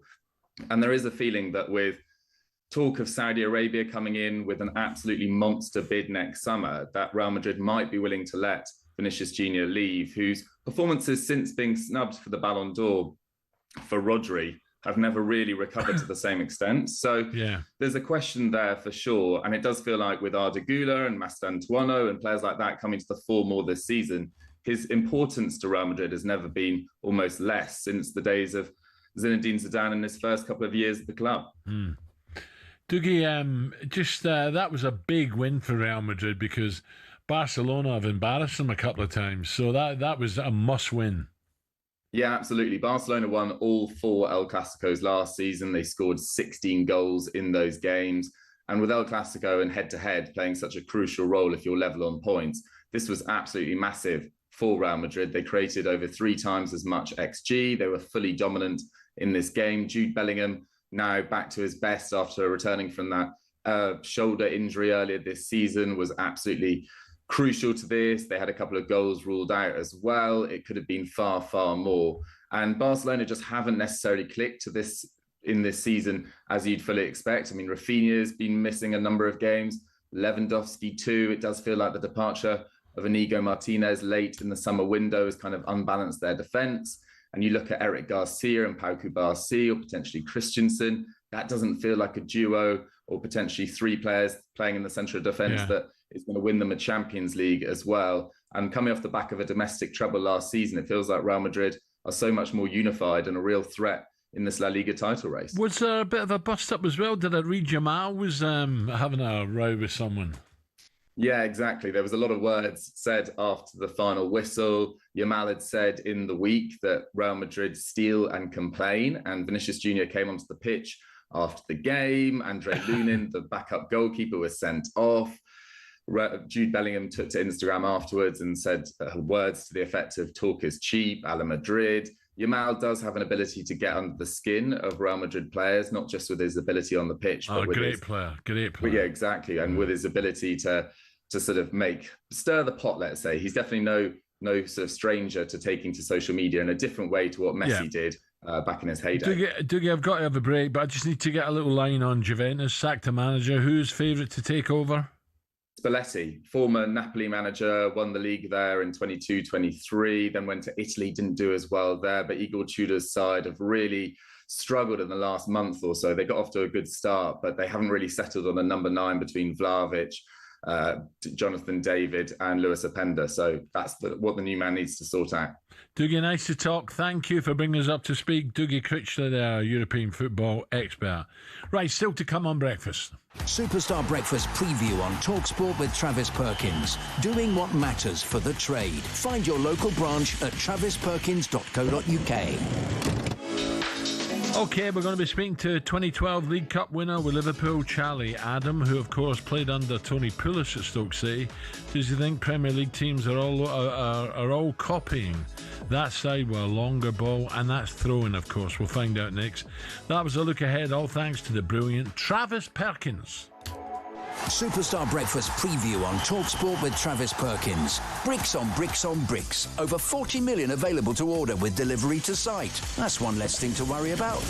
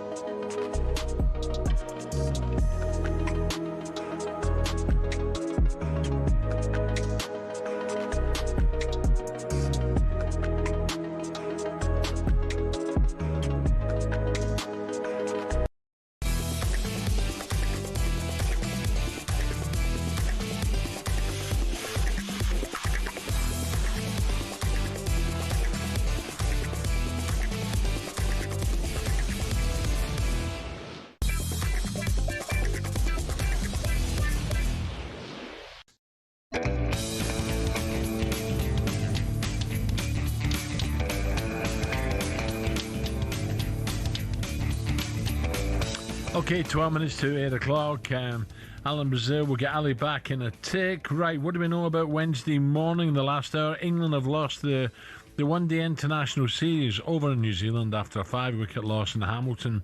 Put the Kiwis into an unassailable 2-0 lead. Live and exclusive on talkSPORT 2 and the talkSPORT Cricket YouTube channel. West Ham United have been dealt a fresh blow after it emerged that Lucas Paqueta is keen to leave the relegation club in January. Crikey. And the front page of the Sun tomorrow is all about racing. But why? I'm just looking at the front page of the Sun. Save our bets. So talkSPORT reporter Nick Ellaby is with us to tell us more. Is this about the budget and Rachel Reeves? Yeah, so the Chancellor, Rachel Reeves, she needs to find some money from somewhere. She's under a huge amount of pressure, as are this Labour government at the moment. The economic forecasts are looking particularly gloomy right now. Growth prospects are not very good anywhere, let alone this country. And Rachel Reeves, for her budget coming up, she needs to find some cash from somewhere. And one of the ideas that the government is putting forward is more tax on profits of betting companies. So what they're suggesting is online casinos are going to pay 50% of, they're going to get their profits taxed 50% instead of the 21 that it is now. Online sports betting that's not horse racing, football, rugby, whatever you want to bet on, the government is suggesting that profits from that will be taxed 25% instead of the 16% that it's being taxed now. So we're talking about quite big rises here. The betting industry, as we understand it, contributes almost £7 billion to the economy. 7 billion. 4 billion in direct tax. They're also talking about slot machines as well and taxing profits on those 50% instead of the 20% that it is now. So betting companies are understandably very, very concerned. The problem for the Chancellor, right, is that she's under a huge amount of pressure to scrap the 2-child limit on universal credit and also the benefits cap, which a lot of campaigners would argue would lift kids out of poverty. We've got a huge problem with child poverty in this country at the moment. Campaigners are saying 500,000 children could be lifted out of poverty if she scraps the 2-child limit and the benefit cap. She needs over £3 billion to do that. One of the ways she could do that is raise money on taxes. You know, she needs to think of some more ideas, but this is one way. Really? Any word of stop the boats? How many billion does that cost us? Well, I mean, that's a good question, and they are working on that as well. You know, we have wasted a lot of money on that, right? But the problem is she is under pressure to try to do something to improve the lives of young people. Is she any idea, right? The racing industry, slots, I get, right? I get that. And maybe casinos, I get that, right? But the racing industry, you've got people's livelihoods at stake. Absolutely. Gardeners, right? Feed merchants, stable lads who don't get paid loads of money, get up in all hours in the morning, pull out first light and stuff like that. It's a massive industry. And you mentioned 7 billion earlier. You know, why would you hit something like that? Honestly, it's jobs again. I think, you know, one of the arguments is that there are a lot of offshore gambling firms operating in this country. But it's going to make more people bet offshore, underhand, black market now. And you've got a point there. But I think, you know, she could also look at things like wealth tax. She could look at things like higher taxes for higher earners. These are all in play, right?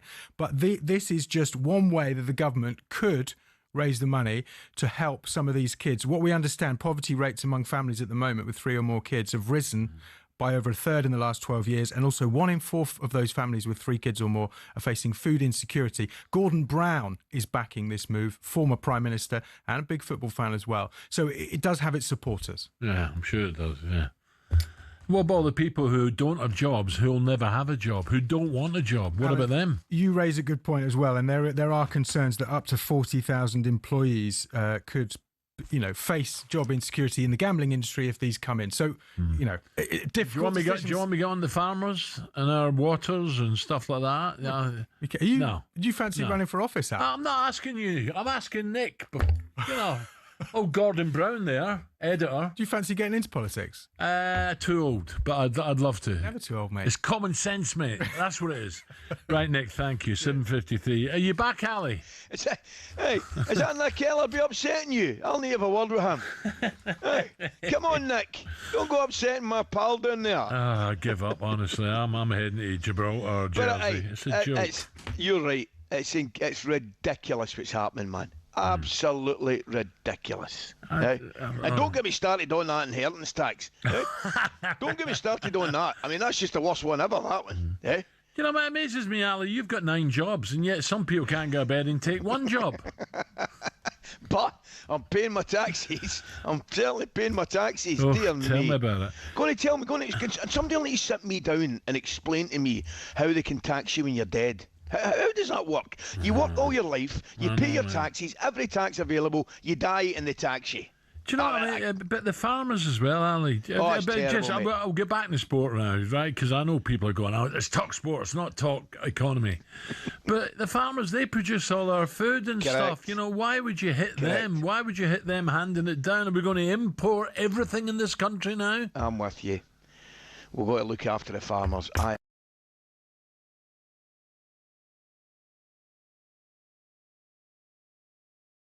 ODI series in New Zealand, a 5-wicket loss in Hamilton put the Kiwis into an unassailable 2-0 lead, live and exclusive on talkSPORT 2 and the talkSPORT Cricket YouTube channel. West Ham have dealt a fresh blow. What about that? Paqueta could be, he's keen to leave in January. You're not happy with him. I can tell you're not happy with him. Do you know what? I think when he's on his game, he's fabulous, but he's moody, isn't he? Yeah, I agree with you. I think he can play. There's no doubt about that. Talented boy. I'm not sure. Well, would you want him in the trenches with you? You know, when it's. I'm not sure. I'm not sure about that. Well, there's a few, but then people say, "Oh, football's changed." Well, has it? Has it?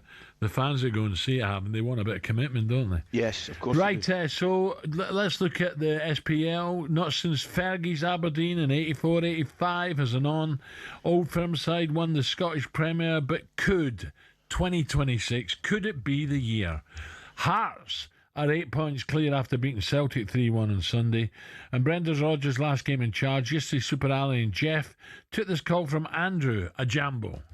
I think it's a tactic to derail the Hearts train. And what you asked me what I thought of the game on Sunday, I must admit I thought it was a bit boring after 60 minutes. I turned it off, put the EastEnders omnibus on. It was foregone conclusion, Ken. But aye.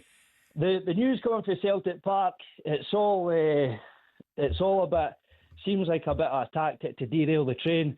Nobody's interested in Celtic this season. It's all about Hart McLaughlin and Derek McInnes. Brendan Rodgers, we've sent him packing before when he had the 69 unbeaten game run and came to Tynecastle and got put to the sword. Now he's just came back to Tynecastle, been put to the sword again. Ta-ta, see you later. Who's Ken, by the way? He kept saying Ken. Ken, is that your nickname? Hey, I thought that was Fife and North, that Ken kind of patter. Is it Edinburgh as well? Oh, I guess everywhere bar Glasgow, by the way. Aye, am I right in saying it's Celtic Hearts at Parkhead in it's in a few weeks' time, isn't it? Is it? You got Celtic Rangers. What a big one that is, semi-final Scottish League Cup. Hearts at the weekend can go 11 clear. Yeah. Will they blow up? Have they got a big enough squad? They're playing with great... Well, I'm doing everything I can to get hold of wee Robbo. Our producer's had an absolute nightmare today, right? He's a nightmare. I'm trying to get hold of wee Robbo to get wee Rob, and there's nobody better qualified on the planet than my wee pal through in Edinburgh. Edinburgh's finest. I'm trying to get hold of him, see if we can get him on. Well, where is he then? He's getting into his work. He's come back to me and said he can come on between 8 and 8:30, and it'd be brilliant to hear the wee man. But that producer of yours, we need to have a word with him.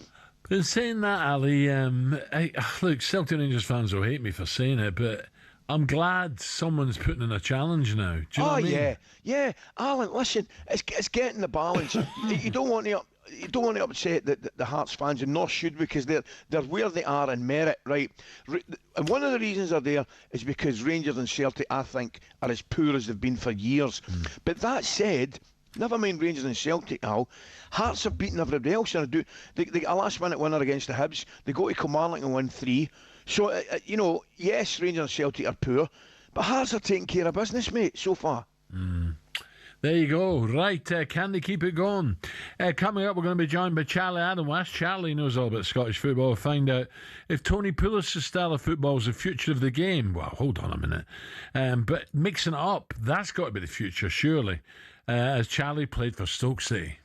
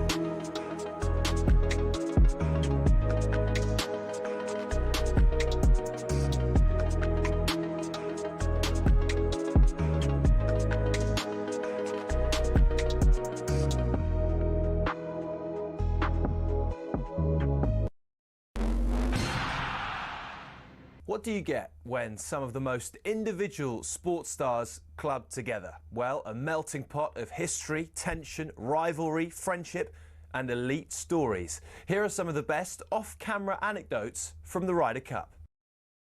Number 1, Tigers loo roll. The protagonist, Lee Westwood's former caddy, Billy Foster, sat in a toilet cubicle at the Belfry.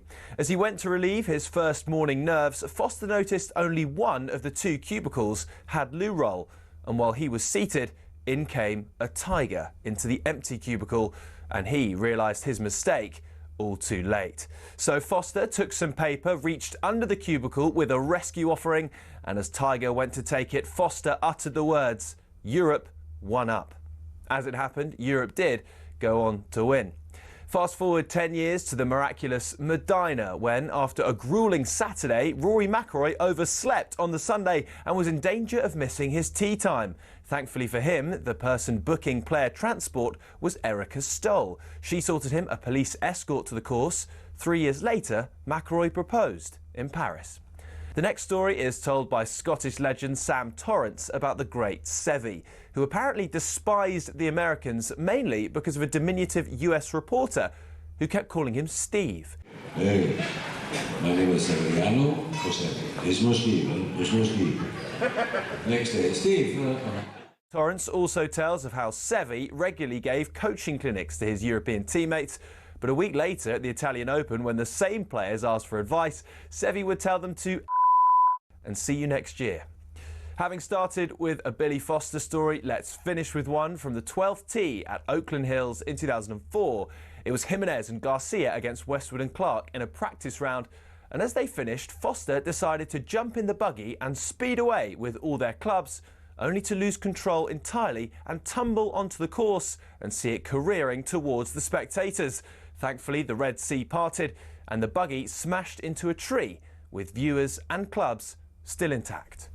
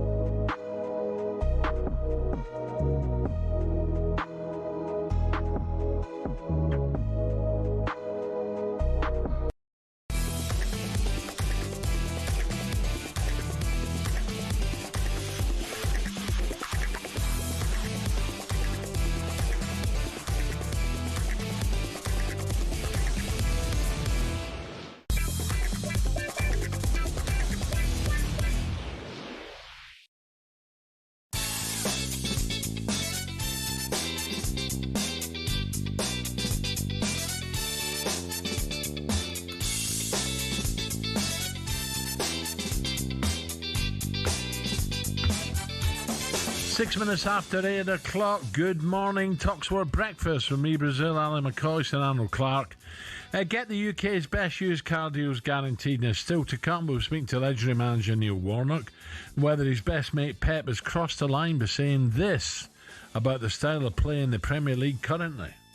Remember Stoke City when make it through that? It happened in that time, so it's not new. Now it's just more teams doing that, but before maybe Stoke City was the exception. Don't get me wrong, I'm a massive Pep fan, so is Ali, but I don't know, you can't just keep playing beautiful football. It's not fair on the clubs below, absolutely. Ali, we know that Neil's a good mates with Pep. Do you think Pep should ask for... Well, I don't know what I'm laughing about, because Neil really likes Pep. They're pals now, aren't they? Of course they do. And by the way, in all seriousness, there would be nobody better qualified to comment on it than Neil. Do you know what I mean? Whether it's long throw-in, short corners, long free kicks. How would Neil handle that group of City players now? A revolt? Rebellion? Fine.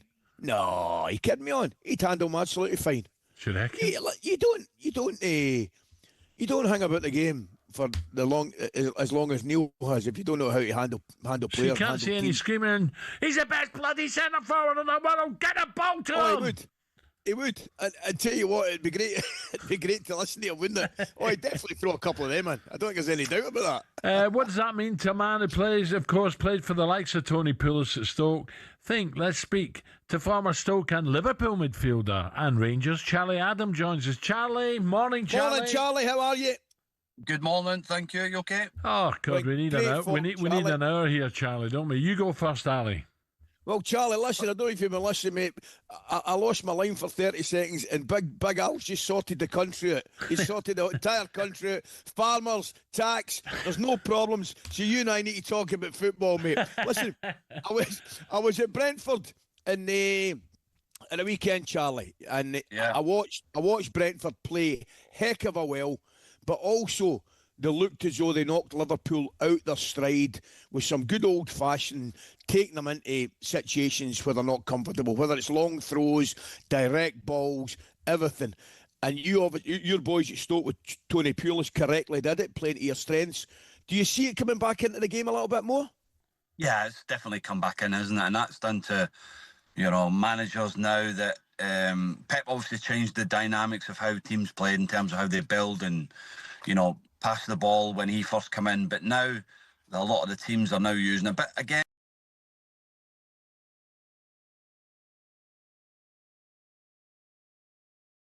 started using it when they were under pressure or they were losing games. It was always in the game and it's always been there, but it's been heightened because the best teams now are using it.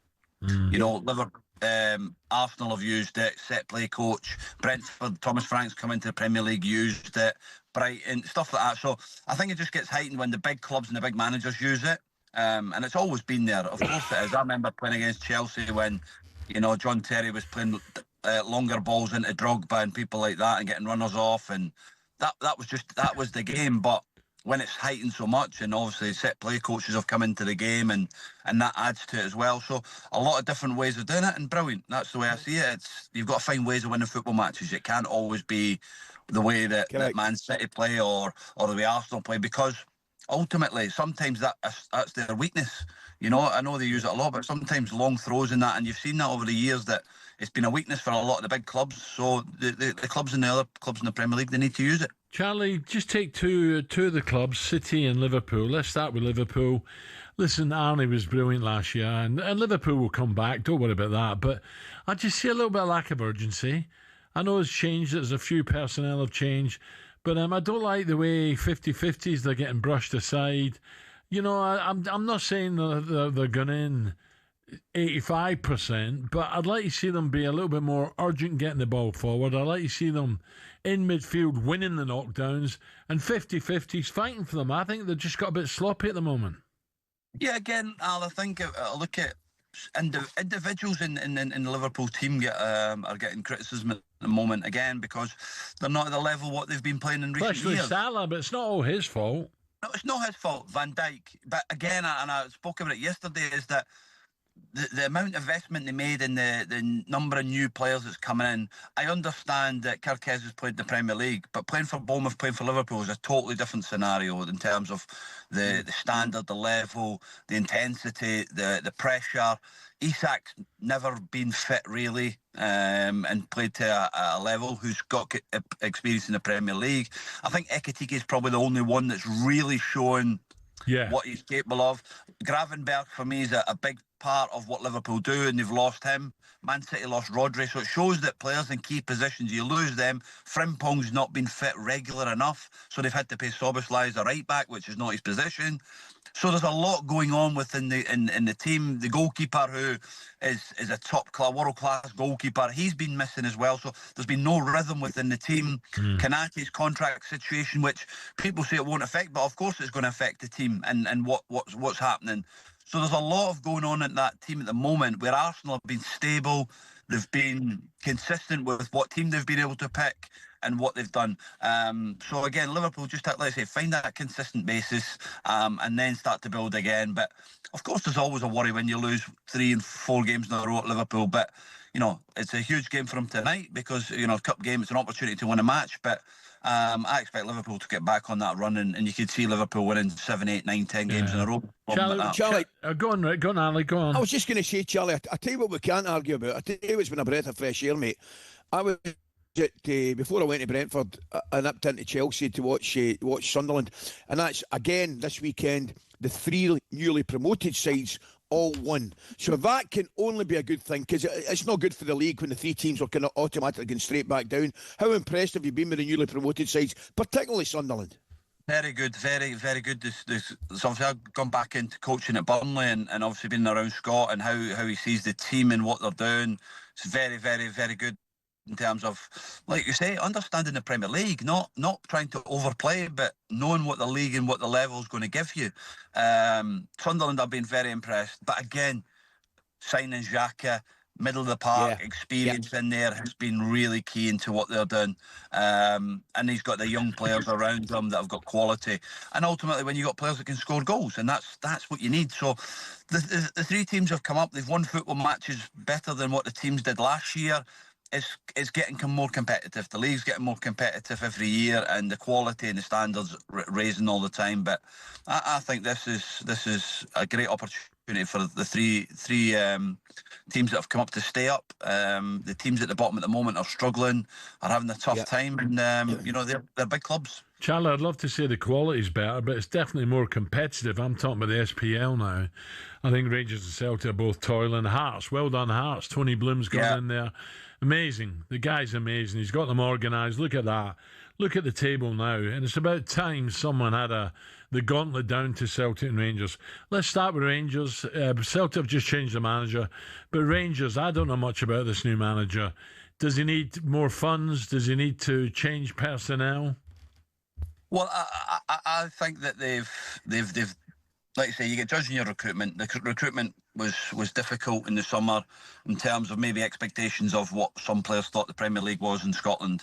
Playing for Rangers, playing for Celtic, it's high demand. There's pressure, you know, and we know Ali knows that. I know it. It's something I was brought up for as a kid, and I try to take into my own playing career and standards about you need to win every day. It doesn't matter if it's training, it's got to be competitive. If it's a game, you need to win. Some players can't handle that. But what I do hear about Danny Roll, and I've heard Barry Bannon speaking about in the last few weeks, is that terrific coach and around the training ground. So it'll be interesting to see how he does it and what he does and what he changes. But again, there's a wee bit of, similar to what Celtic is, there's a wee bit of dislike, but not dislike, but an animosity between supporters and the owner group. Were you surprised, Charlie, Dermot Desmond, his words about Brendan? Whoa! I couldn't believe it. I couldn't believe that Brendan resigned.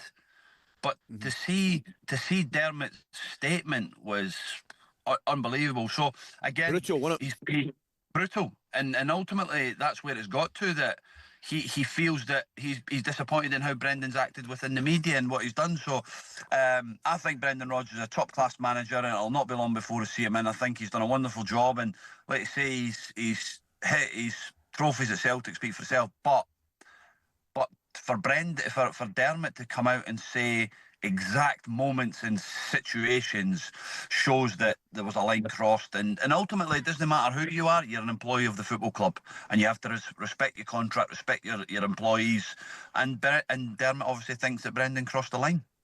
Hearts, can they keep it going, Charlie, just finally? Can they go on and win this? Oh, absolutely, they can keep going.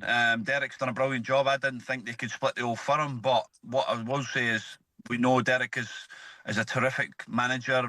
Difficult time at Bristol City, but Aberdeen, Hearts, you know, Kilmarnock done brilliant jobs, and again deserves all the luck in the world, because, you know, I don't really know him, but here he's a great person, a great guy, and you know, you want these people to do well, and let's say consistency is key, and now this period now coming up is massive for him. But what they can do in January with the backing of Tony Bloom can make it a special season for Hearts and for Scottish football, because, like you say, it's not been done in 40 years. No. Nice one, Charlie. Great to speak. Thanks, Thank guys. you. Brilliant, Charlie. Good to see you, pal. Charlie Adam there you go. Hearts can do it, he says. Whoa. Yes. 16 minutes past 8.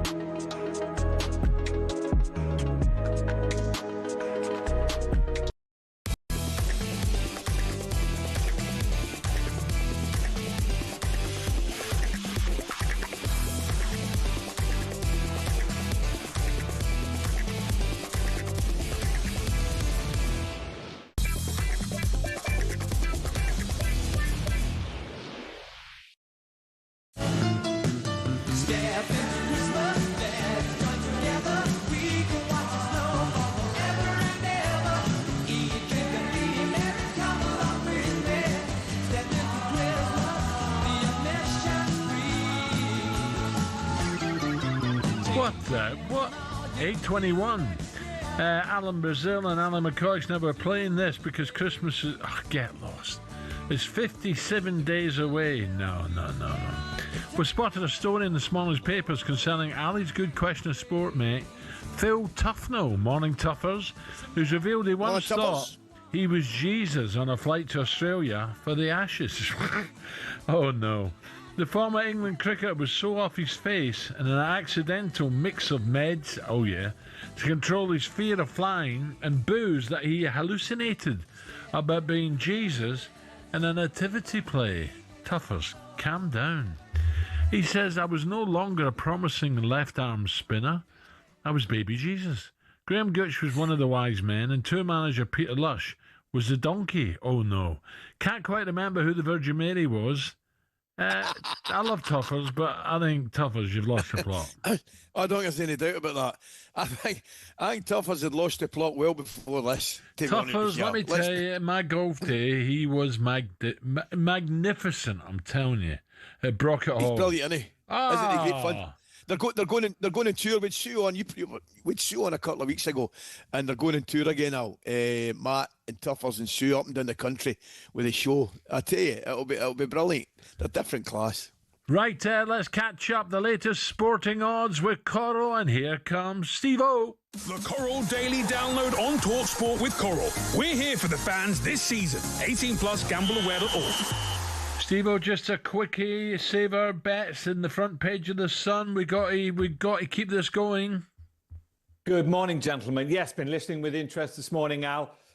Look, the key here is if bookmakers get hit with excessive tax rises, then everyone, racing, the punters, the high street, because shops will be under threat, people will move to the black market. They're talking about, Ali, 21% up to 50%. Now, it's just being discussed. It's one option. We don't know it'll happen. But, if I said to you both that your tax was going to go up by more than double, well, that would have huge impacts on the money you could spend elsewhere in your life, money you're putting back into the economy. This is the problem with this, Ali. On a huge scale, bookmakers contribute billions. They employ tens of thousands. And there's all the knock-on, as I say, the racing industry being the primary example. The black market is a threat. High Street is struggling with it. So, look, we don't know what Rachel Reeves is going to, and we realise she's got to find money from somewhere, but this can't just fall at the betting industry and ultimately the punter, the consumer's doorstep. So, look, it's a huge budget. It's coming up next week. The industry, the betting industry, the racing industry is doing a great job in letting the government know what the outcomes would be if they go down one of these roads. So it's going to be Didn't you have a look at Cheltenham last week and see the record numbers of people going racing?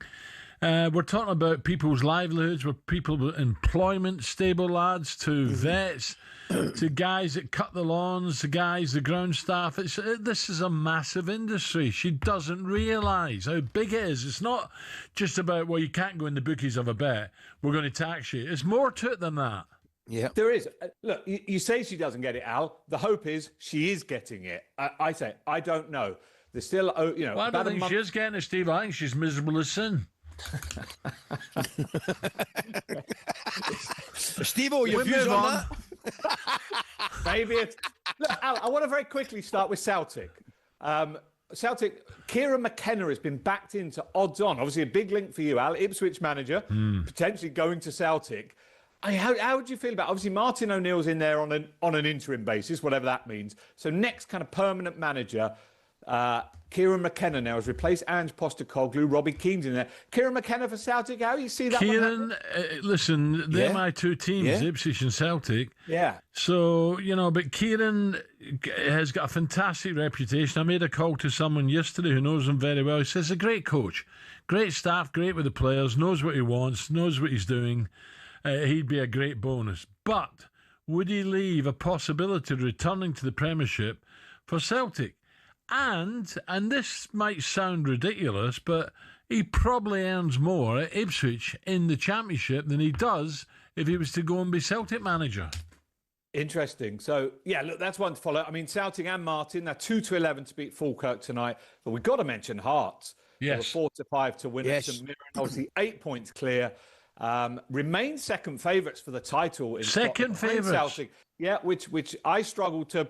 get to grips with. I know, Ali, we discussed it earlier in the week, and yes, there is some logic to it. But yeah, look, let's doff our caps, non-Celtic fans, to Hearts at the moment. Because what a job Derek McInnes and Tony. Oh, the flying boys. Absolutely, Steve, the flying boys. But as we discussed the other day, Steve, I think the logic to it is pretty clear. It hasn't happened since 1985. That's the logic to it. And even last year, when Aberdeen went on that unbelievable run at the start, I think they won 12, and drew one out of 13, and then kind of fell off a cliff. So I think there's your logic right there. It's very difficult. Generally speaking, it happens maybe once in a generation. Steve-O, just a quick one. Back to Sam and Claire will be jetting off to the Breeders' Cup. Whereas this is another thing that kills me, is when you make an effort, you go for the big races, you're lucky enough to have the ammo, real good horses, and then you get a bad drawn out in the car park. That's exactly what's happened to the Irish boys. Coolmore, they're out there, whereas Godolphin have got a little bit better. And I see Charlie Appleby talking about Cinderella Dream today, could be his best chance, drawn well, whereas Aidan's got to put up with outside draws. Yeah, this is the Breeders' Cup at Del Mar, which is a very tight track. It's almost a bit like Chester is over here. Gustad and Precise, Aidan's two big 2-year-olds. Hope you're right. They've been drawn wide. They remain favourites for their races. They'll still have chances. Christoph Soumion, of course, rides. Godolphin have got notable speech in the mile. He's favourite. Minnie Hawk, she's in the turf. She'll have a major chance, the ARC runner-up for Aidan. That's all to look forward to in California, of course, this week. It's still going to be a great spectacle there where the turf meets the surf. And just very quickly, I mean, some terrific League Cup games tonight. Liverpool, pressure. There is. 2-5 to qualify past Crystal Palace, who was 7-4. But Palace will go there full of confidence, Ali, won't they? Given their recent record, actually, against Liverpool. And I thought 100%. The other game I'm really looking forward to, Newcastle-Tottenham. Both teams, of course, won trophies last year.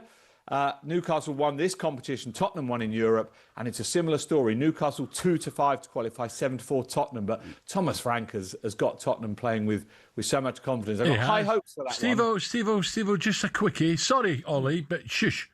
Just a quickie, Steve-O. This is ridiculous. Man United, what price to finish first or second in the Premier League now? Oh, that's ridiculous, Al. Come on. What? That is ridiculous. Look, they're 25 to 1 for the title. What would they? I mean, finished top two, they'd be about, 16 to 1. But come on, you're getting carried away there, Al. I'm not getting carried away. Have a look at the tables. Behave yourself. Manchester United on 16 points, the same as City. One behind Tottenham, one behind Sunderland, and just 6 behind Arsenal.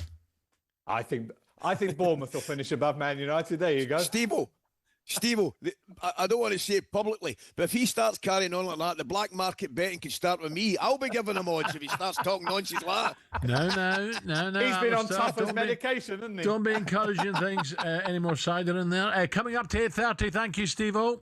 The Coral Daily Download on talkSPORT with Coral. We're here for the fans this season. 18 plus, gambleaware.org.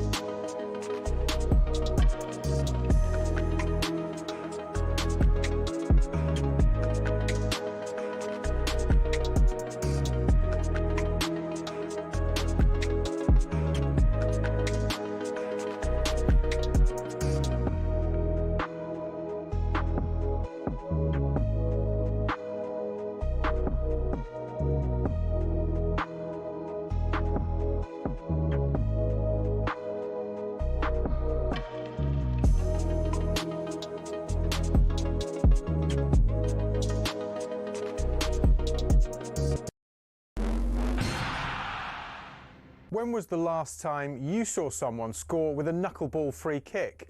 We're going to take a look at why we're not seeing them anymore and explain a bit about how they work. The knuckleball peaked in the 2010s after that Ronaldo strike against Portsmouth in 2008 inspired academy players everywhere. Here's a young Mason Mount. I tried to base my free kick on Ronaldo, hit the ball by the valve and it moves. So what do you do? Top corner. Now, no ball is perfectly aerodynamic, so as it travels it creates ever-changing pockets of turbulent air, causing that unpredictable movement. Football's most prolific free-kick taker, Juninho Pernambucano, perfected the technique but didn't invent it. He was inspired by players from the 90s and even the 50s. So how do you do it? You have to hit the ball head-on with as short a contact time as possible so the ball doesn't spin. Hitting by the valve helps with that short contact time, as it's the hardest part of the football. So why don't we see knuckleballs much anymore? It's because players are being told not to shoot from dead ball situations because the XG is so low. In fact, as Opta shows here, since the 08-09 season there's been a 10% reduction in players shooting from free kicks in the Premier League. And in 23-24, a record low of 11 free kicks found the back of the net. And the knuckleball, though spectacular, is imprecise, which is why it's becoming a thing of the past.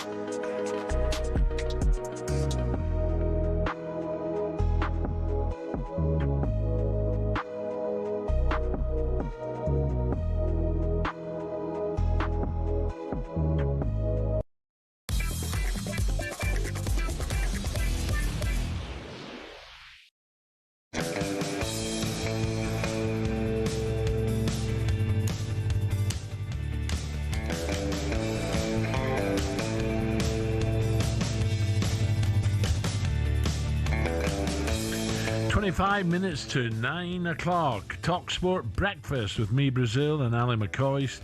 And Arnold Clark gets £750 off any used electric car or home charger. Now, it's all changed in the Premier League this season, with some declaring real football to be back. For the long throw to come in, so this one from about 25 yards out, held in towards the edge of the 6-yard box, taking a touch, and he's volleyed in. Brentford score from a long throw yet again. Be interesting to ask all the managers, you know, why is it you've managed for 20, 25 years and never taken a long throw, and then all of a sudden everyone takes a long throw in the league? Every manager or club want to compete, and it's about to find the small margins, and probably need to do this if you want to be able to compete, or you know, raise the bar to be even better. Chelsea won, Sunderland won. Wouldn't you know it? This goal has come about, Adrian, from a long throw-in. It's so hard to break a defense in possession in set attack. So for a promoted side, set pieces. So it's an important topic for us. Well, I enjoy watching the ball go in the back of the net, however it comes about. So if that's Arsenal taking long throws, I don't care. I wasn't here, but 10 years ago I said it's a massive thing to do that, and I started to have a vision and try to implement a method. So Arsenal lead the Premier League after 9 games, but have scored the joint 17th most goals from open play. Meanwhile, 19% of the division's goals have come via corners. Brentford have scored 8 from long throws. Arne Slot has bemoaned increased physicality in the wake of Liverpool's terrible run of form. And yesterday Pep said it's like playing Tony Pulis' Stoke City every week in the Premier League now. Delighted to say that Pep's best mate, the legendary boss Neil Warnock, joins us now. Neil, good morning. Very good morning, Neil. Yeah, good morning. Good morning, Ali. Good morning, Alan. Hey, Neil, come on, have a word with Pep. Come on, you got to handle this. You know, when teams play Man City, teams from halfway down and below, and they look at the squads and the players that City have got, what are you meant to do? Just hold your hands up and surrender? I think he's being complimentary, mate. I don't think he's saying it in a derogatory way. He is the best there is at what he does. But what's happening now is in all the pyramids, even, I watch Torquay a lot, and the teams that come to play Torquay, they're all doing it now. They're passing out from the back. The goalies think the Beckham. It's absolutely unbelievable, and they can't do it. Yeah. And so you have to do other things. I mean, I watched the Brentford game against West Ham. Incidentally, that was the worst Premiership performance I have ever seen in my lifetime. Not just this year, the West Ham performance. And you talk about Paqueta. Yeah. I mean, if ever a player didn't want to be there, I'm not surprised. I said, watching that game, I was watching it with somebody and I said, I wouldn't have him in it. Look at him. No wonder they're struggling this year. I bet he's a nightmare in the dressing room. Anyhow, sorry, we're going off the subject, aren't we? But the long throws, yeah, I mean, they've not gone away, Alan. They've always been there. It's just that the fashion has been, you don't do long throws because you get a bit of stick, because you're either called a dinosaur or an old something or something else. But they've always been around. It's just Neil, why are some teams? Why can't they deal with these corners? Look at Arsenal set pieces, how many goals they scores. Why? And look at Tottenham up at Goodison. Why can't they deal with it? Get the goalkeeper to come and punch or man mark. Just change it. Yeah, I mean the referees don't penalise, but all they do is somebody just nudges the goalkeeper or just stops him from coming out just at the last minute. The corners are that good, but a lot of teams are marking space, Alan. They're not marking men. They're marking space. You look at some of the centre halves that score and they've got midgets marking them. You can't. Oh, they turn around and say, "But that's to stop the run." Rubbish. Yeah, I know it is, but I mean, I'm laughing my head off. I love watching it, now, and seeing how they cope with it all. And Arsenal, let's be honest, that's their biggest threat at the moment. The goals that are coming from set pieces. So, I think it's on me. I watched Liverpool and Frankfurt and I couldn't believe it. I could not believe it. They had two of the smallest players in their team, Frankfurt, and put them on Konate and Van Dijk, a corner kick, and both of them scored headers. But that's the thing I was going to ask you, Neil, looking at it, and you touched on it. This is not anything new. This is absolutely not anything new. So, and managers and coaches now are looking for the very, very small things that can make the difference to get them a victory. And I actually applaud it. Whether it's Brentford, I was at Brentford on Saturday night, and they played, by the way, don't worry about it, and they've got boys like Damsgaard, who's clearly not a long ball merchant, but what they did, Neil, they mixed it up. They did a bit of everything. Absolutely. And do you know, when I was a young lad, Liverpool were the team. And if you watch Liverpool, they played more long balls than anybody with Rushy and that, over the top. Yeah. But no, because it was Liverpool and not my team, they never get criticised. And so it's always been there, and it's not going to change. I'm actually enjoying it. I think it's been a big leveler. I think the teams are getting better and better at it, and I'm pleased about all these things. If I'm honest, because it's not rocket science. It's never gone away, has it? No. And I look at it. I mean, there's so many things happening at the minute. Especially up in Scotland. Well, I was going to come at that. I was going to come at that, Neil. Rangers, Celtic, Tony Bloom at Hearts. He's the Midas man, he is. But first of all, what do you make of, I don't know this guy who's in at Rangers now, and Martin, we know, is going in at Celtic temporarily. Was that, okay, let's start with Celtic. Was that a shock to hear Dermot Desmond come out and assassinate Brendan Rodgers? I think it was just sour grapes, if I'm honest. I think Brendan's been a little bit disillusioned for a while now. He's done absolutely fantastic there. And the recruitment in Scotland this year, Alan, has been a disgrace. Rangers recruitment. Some of them players won't get in my Torquay side. Hear what I want. 100%, mate. 100%. Terrible recruitment. Yeah. So and Brendan knows they've been very similar. It wouldn't have stood out as much if Hearts hadn't come along. But the way that the recruitment's been in the summer, and you talk about Daniel Rowe going in at range, I look at Scotland, having been up there, and those two clubs, they need somebody that knows what they're doing. So I hope that Danny does well. He is a very, very good coach. I know people that have worked under him. I just think up there, until you get there, you don't realise the scrutiny of those top two teams. And so it'll be interesting to see who Celtic appoint. Well, I was going to say, Neil, what would you do if you were McKenna Ipswich and you were offered that job? Would you take the chance, or would you stay with Ipswich, who has been brilliant?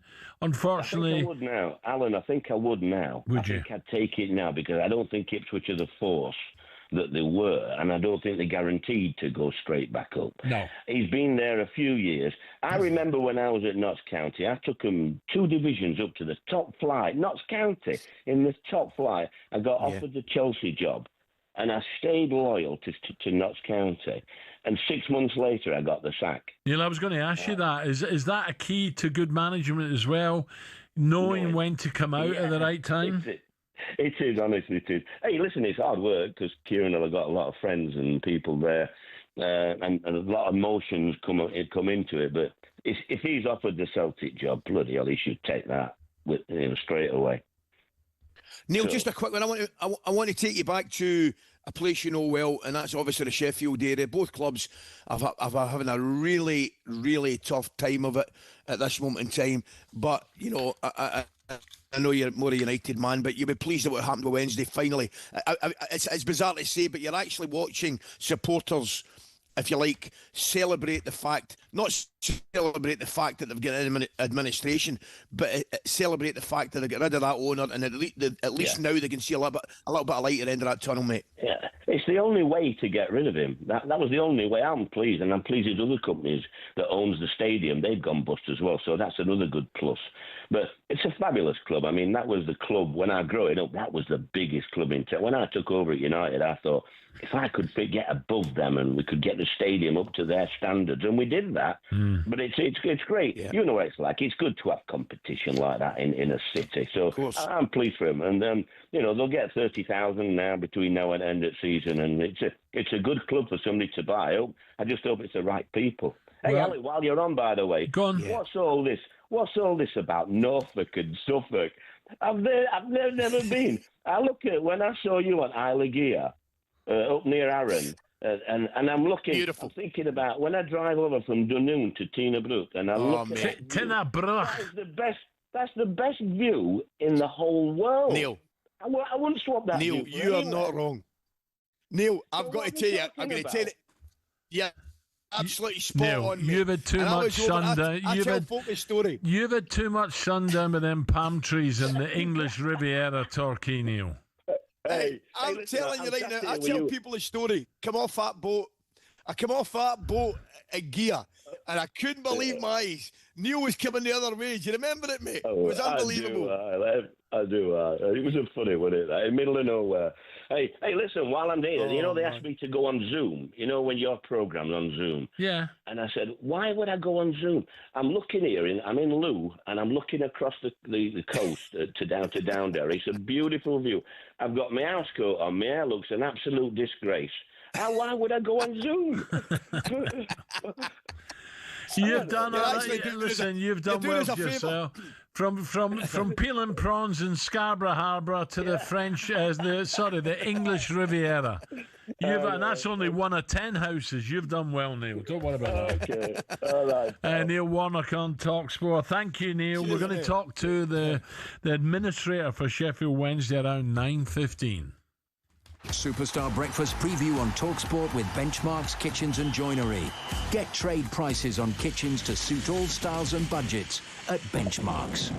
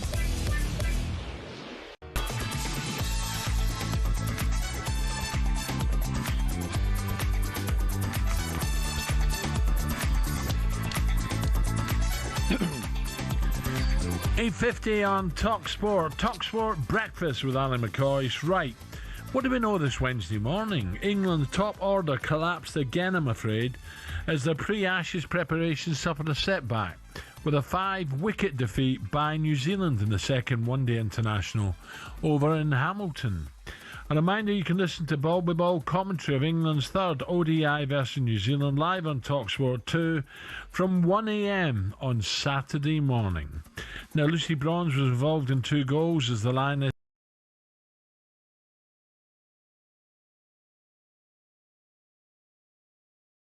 at Pride Park. And Liverpool welcome Palace to Anfield tonight. Live on talkSPORT, Ali Slot's men are in desperate need of a strong performance after a dismal drop in form of late. Former Liverpool striker Ricky Lambert will join us on Monday to give us his thoughts. Because we've lost 4 on the bounce, everyone is talking about crisis. It will depend. It will depend. There's a lot of things going on. I think fitness in quite a few of the players is causing us problems. Now he's sticking with these players. I think that'll be a good thing because you've got to get these players match fit. And once they're all match fit, that's when you'll see the best of Liverpool. But it's just how much damage is it going to cost us in the meantime? See, I knew what Ricky was going to say next Monday. There you go. Joined us on Monday. Thanks very much for helping me out there, McCoist. I was sitting here loving it. Loving every moment of it. You know the drill. No, I was still thinking about Lucy Bronze involved in talking about a strong performance when I said about, oh, God, I'm not going to go back in there. Right, Ali, so a big performance needed, that is for sure, from Liverpool. Ali, you've heard all the X Factor, but what about the Al Factor, Alistair?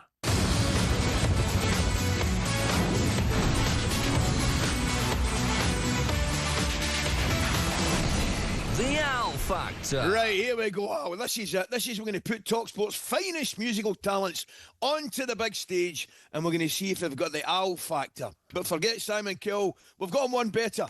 We've got a well-known judge of talent, Big Alan Brazil. Al, tell me this.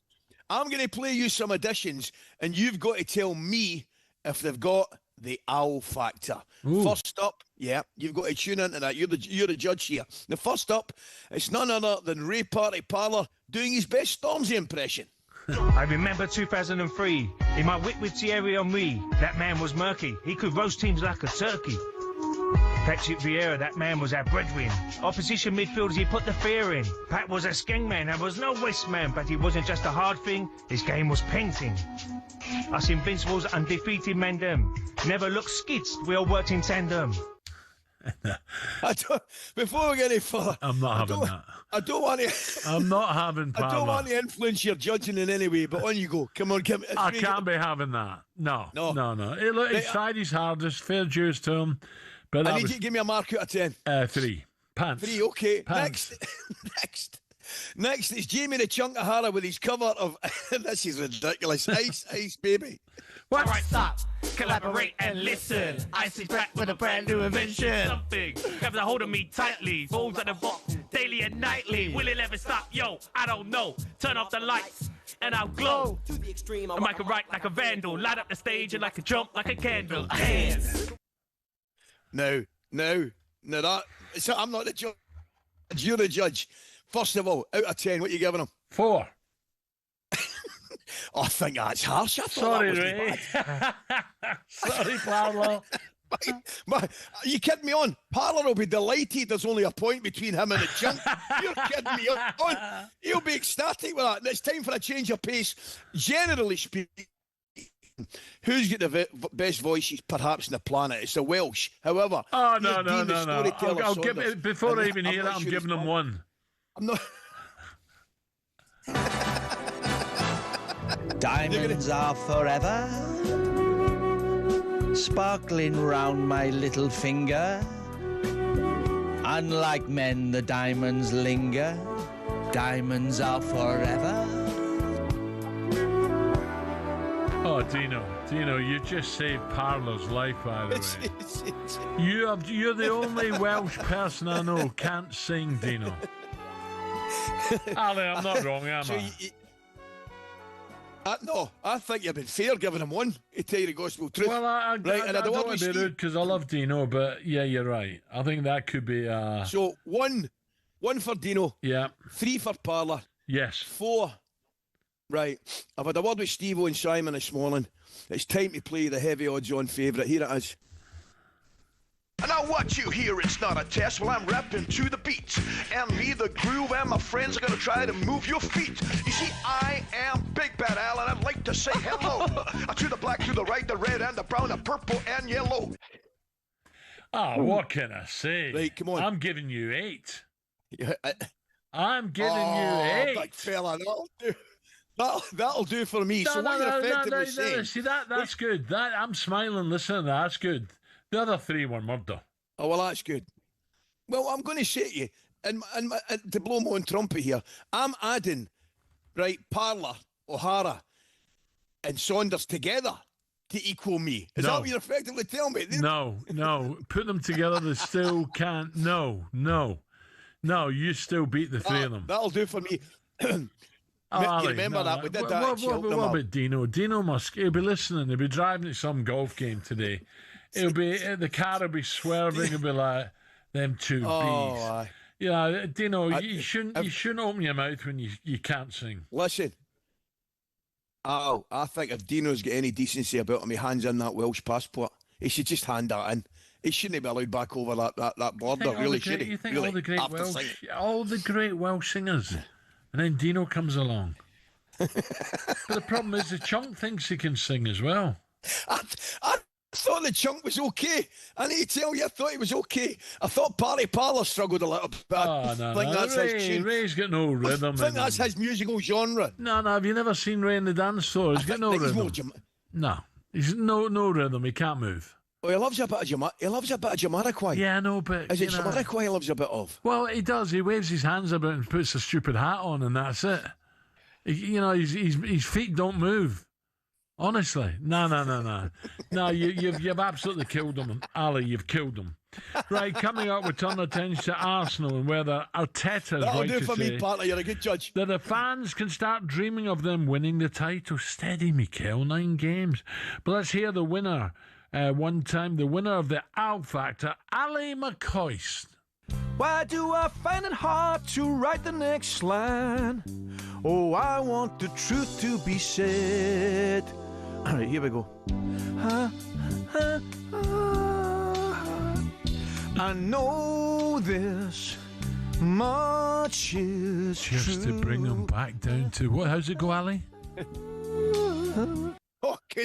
I could.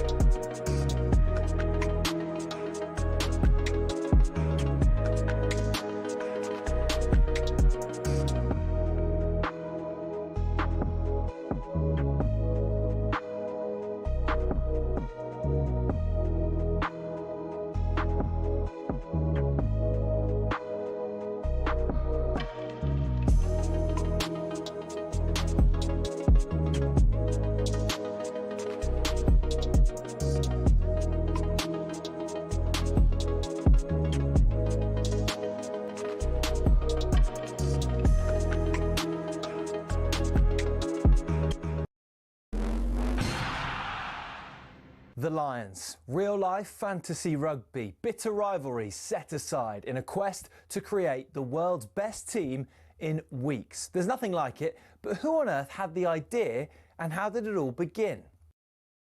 Incredibly, the first Lions tour was organised and funded by three men who played in England's first ever Test cricket match. Opening bowler Alfred Shaw, opening batsman Arthur Shrewsbury and captain James Lillywhite. The 1888 Lions squad then, made up of 17 English, 4 Scots and 1 Welshman and a Northern Irishman, took a 46-day boat trip to New Zealand before heading to Australia. The Lions weren't alone on the boat. Also on board were 300 stoats and weasels who were brought over to eliminate New Zealand's rabbit problem. The first ever Lions captain, Robert Seddon, died of drowning midway through the tour while sculling on a river. Andrew Stoddart, who was another of the cricketers there, took over and was the star of the tour. The next one was the first to get official recognition from the RFU against the newly formed Springboks. Although the Lions won the series and beat the Boks again 5 years later, in the 12 series since in South Africa, they've only won 2. New Zealand has proved an even tougher hunting ground, just the 1 series win for the Lions in 11 attempts, which came in 1971. And then there was that nail-shredding drawn series in 2017, only the second in Lions history. Only once have the Lions clinched a series after losing the first test, 1989, when David Campese's infamous ghost pass was pounced upon by Ian Evans. Before World War II, the Lions had a dark blue strip, which on the 1930 tour forced the All Blacks to play in all white. So in 1950, the iconic red shirts, white shorts and blue and green socks combination was born. It remains the symbol of the greatest alliance of adversaries in all of sport. To borrow the phrase from Jim Telfer, the Lions is Everest.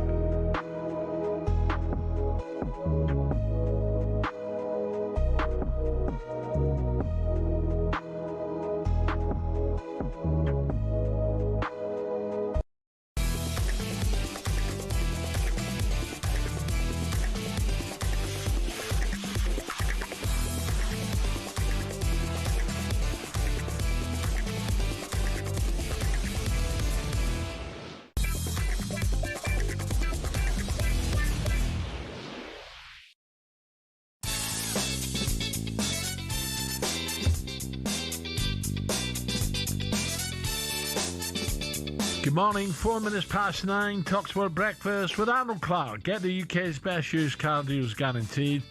Super Ali with me. Ali, what are you doing today? Where are you going? Do you know something? I don't want to disclose at this moment in time, but I will give you a wee phone call and let you know exactly what I'm doing, because we've got some good news and I'll tell you later on. Really? There you are. Give us a clue. Yes. No, I'll tell you later on. Coaching staff at Gers, or? No, definitely not. But I will be going to the gym at some time. I can tell you right now I'll be going to the gym. Really? But I will give you a wee call after. Yes. Really? Yes. Is this new? Yes. Jim who? You're going to see Jim who? Now. Do you know what I might do? Here's one for you. Go on. Tell me. Enlighten me. I'll tell you what I might do. My plan was to sit in and watch a bit of football on the telly tonight. If I can get a ticket, I might nip along to St Mirren and watch Hearts. Ah. Watch St Mirren play Hearts. Well, and just get Derek will get you a ticket, a wee won't feel he? for it. I think he might, Oh, yeah. You're not falling out with him as well. No, at all. all, not at all. And St Mirren's my local team. And by the way, what a good job he's done as well. I tell you right now, Stephen Robinson's done and is doing a fantastic job at St Mirren. I mean, and you can't take one kid, you got to take about 8 of them because it's half term, isn't it? Oh, I know. No, they're back. The good news is they're back. Any chance of a row? A row of seats. Right, still to come between now and 10. It's been a difficult time for Sheffield Wednesday, but finally, thank God, there's light at the end of the tunnel after former owner Chansiri filed for administration, meaning the end of his time at the club. Administrator Chris Wigfield, who's responsible for finding Wednesday's new owners, will join us to discuss what's next for the Owls. Big club, by the way. And four-time snooker world champion and a big Celtic fan, Johnny Higgins, will join us to discuss the situation at Parkhead. We saw Brendan resign and owner Dermot Desmond accusing Brendan of divisive, misleading and self-serving. Don't miss that one. But now, what a start to the season it's been for Arsenal. Fantastic. 7 wins out of 9 in the league. Just 3 goals conceded and a perfect 3 out of 3 in the Champions League. Attention turns tonight to the Carabao Cup, a competition Arsenal have not won since way back in '93. I think Saliba might be out and Martinelli. But manager Mikel Arteta insists Arsenal fans can start to dream. Well, that's what we want. I think when our people are excited and when they see that the team is competing at the level consistently, there are the right reasons to believe, and that's the main thing. If you want to win big trophies, you certainly have to install that feeling amongst the team, the club, and around it. And we're in a really good position at the moment, but we know how early it is and how difficult every game is. Yeah, it's been a great start, hasn't it? It really does feel like everything's coming together now for the Gunners. 4 points clear at the top, 6 clear of City and 7 clear of Liverpool. Ali, would you say that Arsenal right now, I was going to say form team in Europe, is that maybe a bit too much? Yeah, it's difficult to gauge, isn't it? I mean, there's some. I mean, obviously Madrid beating Barcelona weekend, PSG, but they're certainly they've had a fantastic start on and a really solid start. You know, and it was funny because we're listening at the weekend. Jeff was on at the weekend, mate, and pardon, on a Monday, and he watched the game and he wasn't happy with the way Arsenal played, which is fair enough. You know, he's a neutral watching the game. He's absolutely 100% entitled to his opinion. But do you know something? And I'm excuse me. I think that's all right, mate. I think you'll agree. Mate. The Arsenal fans right now are crying out to win that league, right? They are crying out to win that league. So I think them more than most, I wouldn't say they're not interested in the performance. Of course, you want to go and watch good football. You want to watch, and they've got some great footballers. There's no doubt about that. But you're not going to tell me that the result isn't the most important thing right now to those Arsenal fans. Do you know what I mean? It has to be, Alan. It absolutely has to be. And if you know what it's like, mate, if you can win, great. If you win with a bit of style, then that's perfect. Well, I'm interested. In fact, I'm going to hear from Jeff. talkSPORT host Jeff Sterling had a little rant at the league leaders. Why, Jeff? Let's hear. This was Monday morning. Have a listen. This is the fourth game they've been involved in this season in 9 Premier League games. It's finished 1-0. Yep. Didn't win them all, obviously. And there's a 1-1 in there as well. For me, they've got great players. I love some of the Arsenal players, you know. I love Saka. I love Odegaard when he's playing. You know, I love Eberechi Eze as well. But please be just a bit more expansive. I mean, watching Arsenal against Palace was watching paint dry. It's the classic. It was purgatory. I started watching that match and had enough of it before Arsenal had a shot, actually. Interesting. Purgatory. I enjoyed the goal. I thought it was a cracking goal. Ali, it's a great goal, is it? I'm not going to go with Jeff here, but it wasn't that bad, was it? No, well, I didn't think so. But then the same comment. You and I are sitting here saying you've got there's a million plenty of ways to skin a cat. So and if you're playing Man City or Liverpool, you do something different. So it'd be hypocritical of me to sit here and say somebody taking a long throw in is really entertaining or you know, in a footballing terms, great to watch.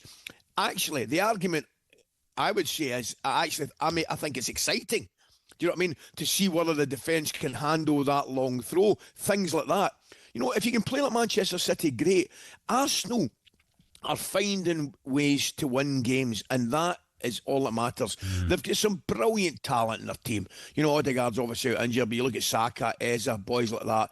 You know, fantastic footballers. Oh, Ali, you know, they've got a player for every position now. Yes. You know, there's no more excuses. We've got a couple of 2 or 3 key injuries. No more excuses there now. No, do you know what I think? And it'll be interesting to hear the Arsenal fans. I think they might have the strongest squad in their history. There you are. You know what I mean? I'm not saying for a minute they've got the best team, right? Because you look at the Invincibles and teams like that who are amazing. But you look at that squad now, and there are 2 quality players for every position, Alan. Yeah. And you're now looking at, you know, Mikel Arteta making changes, whether it's his team selection or coming off the bench, and you are not in any way, shape or form weakening your side, I don't think. Yeah. Ali, I'm going to take an Arsenal fan, but just very briefly, and we've got to be brief. You mentioned, you know, set pieces, goals coming from. How did you view the Spurs-Everton or the Everton-Spurs game? The set pieces, Everton get one chopped off, Spurs get one given. How did you view that? I actually thought it was really uncharacteristic, particularly of Moyes and an Everton side, you know, kind of poor at set plays. But we've mentioned it before. Gabby? Well, do you know what I think, Al? See, sometimes, if you've got real quality from a set play, it is extremely difficult to defend against. If you can whip a ball in, you know what it's like, mate? If you hang it up, then anything can happen. But if you whip a ball in with pace into an area and you've got movement, very difficult to defend against. Tuffnell want to win it comfortably, Ali, but there was a clear push on the goalkeeper, surely. Van de Ven pushing. I thought so. You know, I thought so. I definitely thought it was a free kick. But that's the thing. You can argue there's no real consistency sometimes as well with those kind of decisions. But the one thing you can't argue with is the importance right now of set plays in the game. Would you think they're more important than they were back in our day? No. I think we're getting back to our day. I think set pieces were very important. Remember Armstrong putting that near post, that dink to the near post from a corner, it was flicked on, it caused havoc. Correct. Let me take a quick call, right? 03717 223344. Gabby's an Arsenal fan. Gabby, good morning. Good morning, Gabby.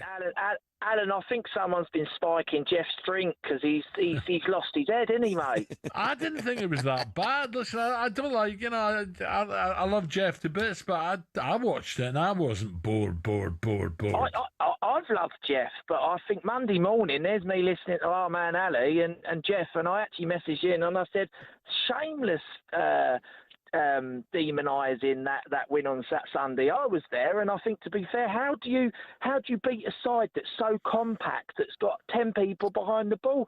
You can only play what's in front of you, and if we end up winning the league off the back of slapping games where we've got to play the low block, then that's just the way it is, and I'll take it whatever way it comes out, and I'm sure you will agree with me, and probably Ali. And to have it, you're not going to like this, but I think Hearts will do it this year as well. And they were ridiculing Hearts, Alan, and I think we shouldn't do that either. Hearts have a great opportunity of doing something. I think it's great for football that we've got another team in the competition. Well, Gabby, maybe Jeff has a point. Gabby, thanks for your call.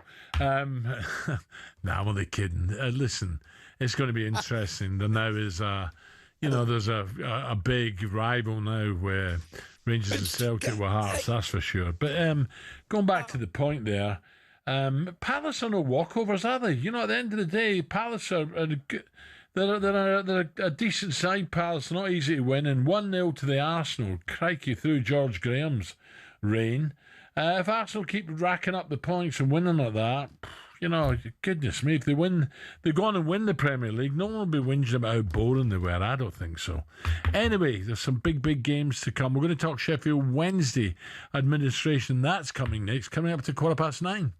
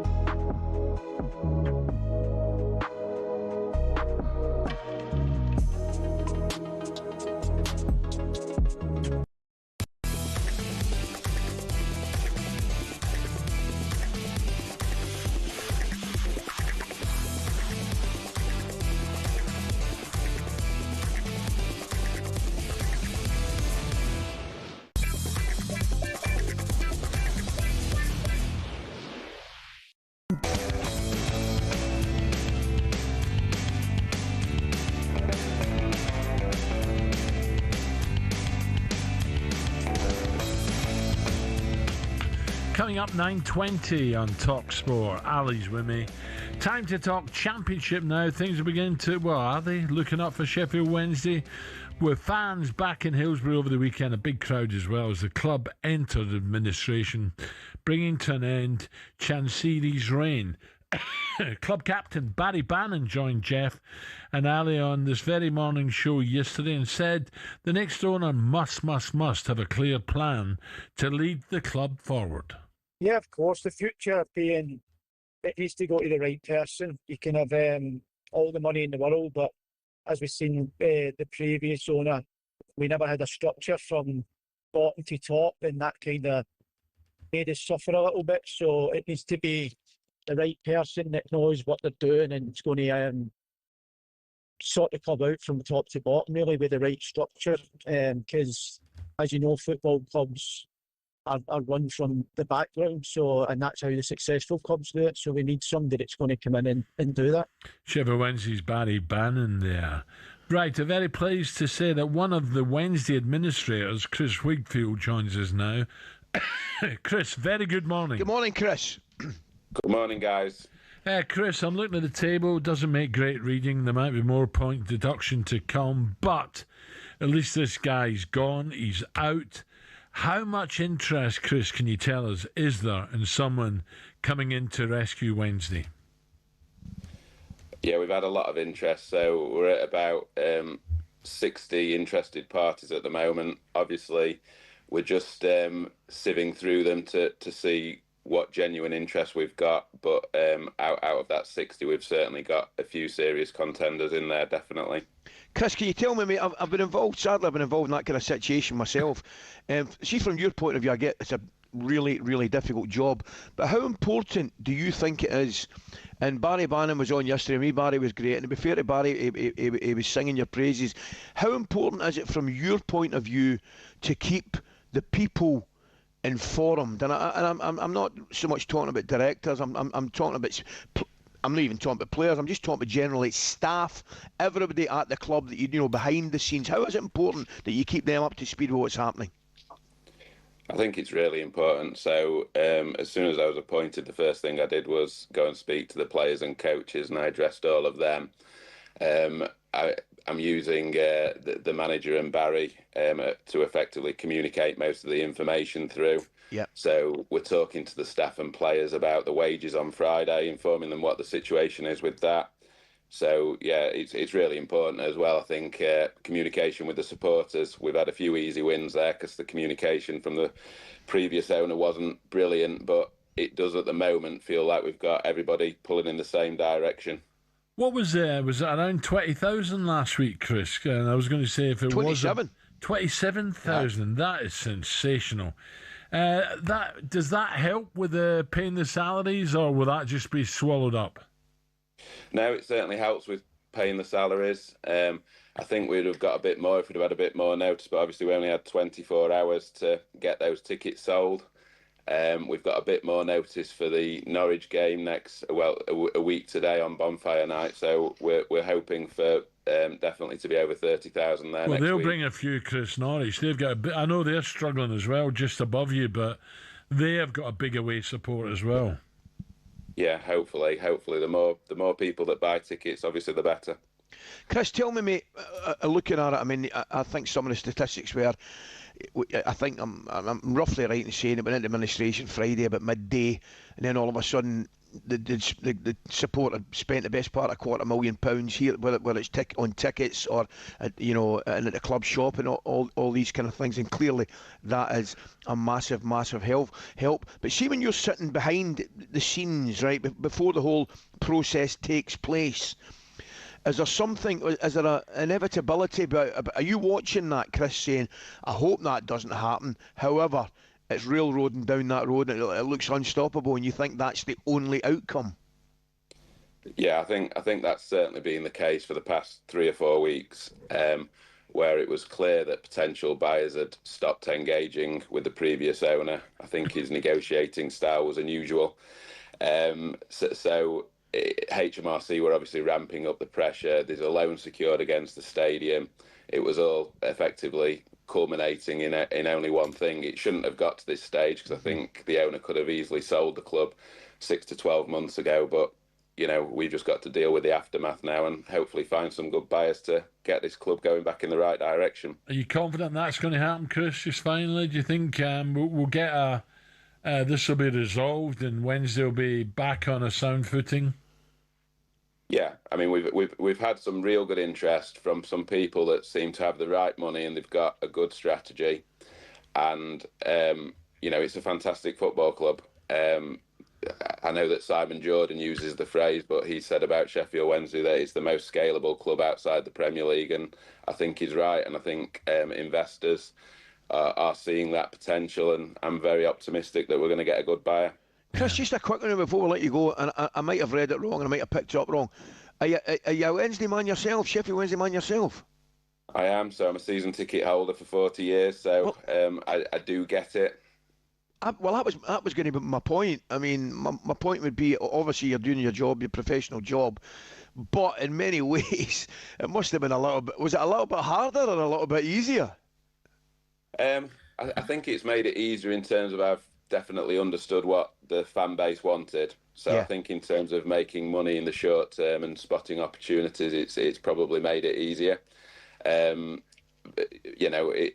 If it went wrong, it would be more difficult for me, it's fair to say, because I'm the one who's going to have to still be attending the ground afterwards. But yeah, as I say, at the moment, we're very optimistic that won't be the case, and we can get out there as soon as possible and leave the club in good hands. Yeah, Chris, listen, thank you. Keep us in touch. We wish you the best of luck. Thanks for your time, mate. That.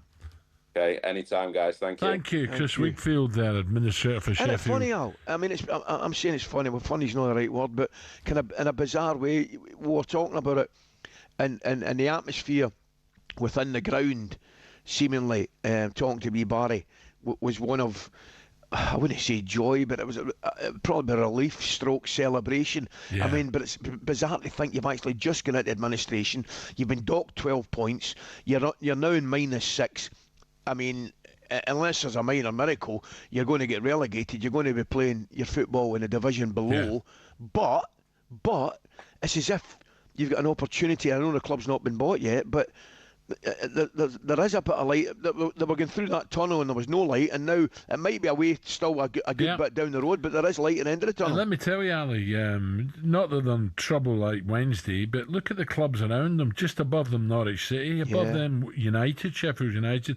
Then Blackburn, Southampton. That's how tough it is, that championship. Really tough. Correct. Okay, we're turning attention back to Celtic, whether Kieran McKenna would leave Ipswich for Parkhead. He's one of a few names mentioned. How will Brendan be remembered as Celtic boss? We'll discuss that one next, 9:27.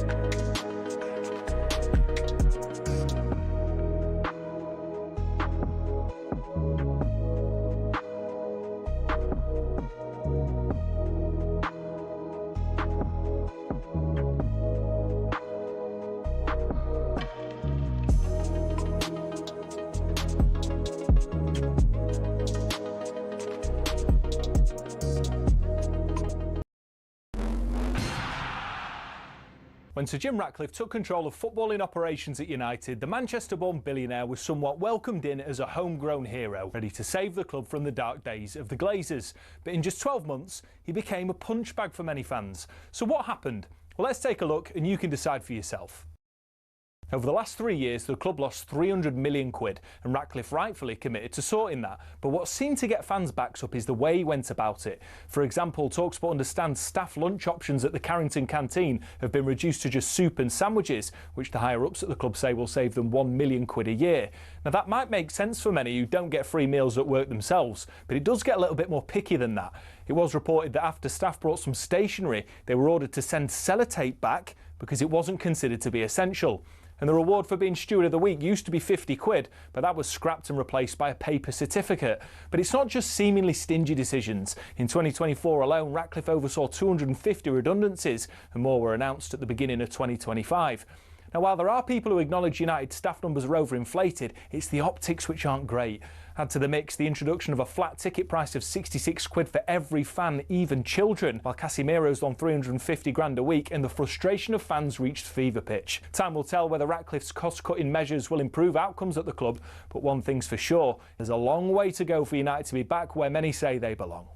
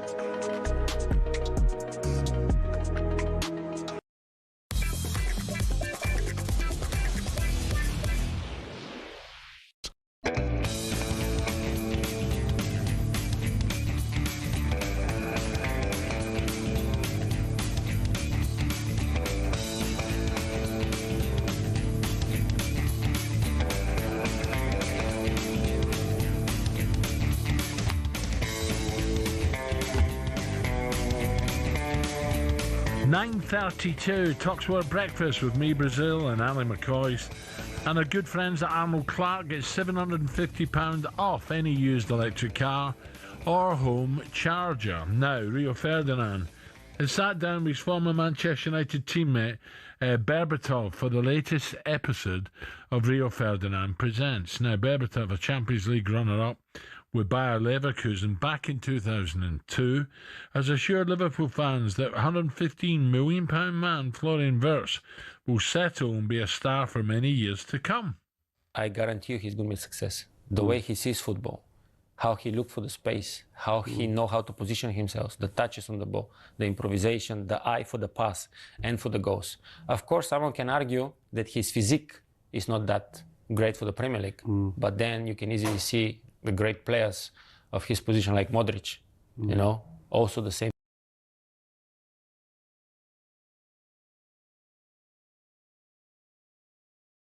Liverpool. Well, a cracking player, Dimitar Berbatov. Ali, I'm struggling at this moment in time to agree with him, with the greatest respect to Wirtz. I'll tell you what I am with him. Where I do agree with him, there's a real talent there.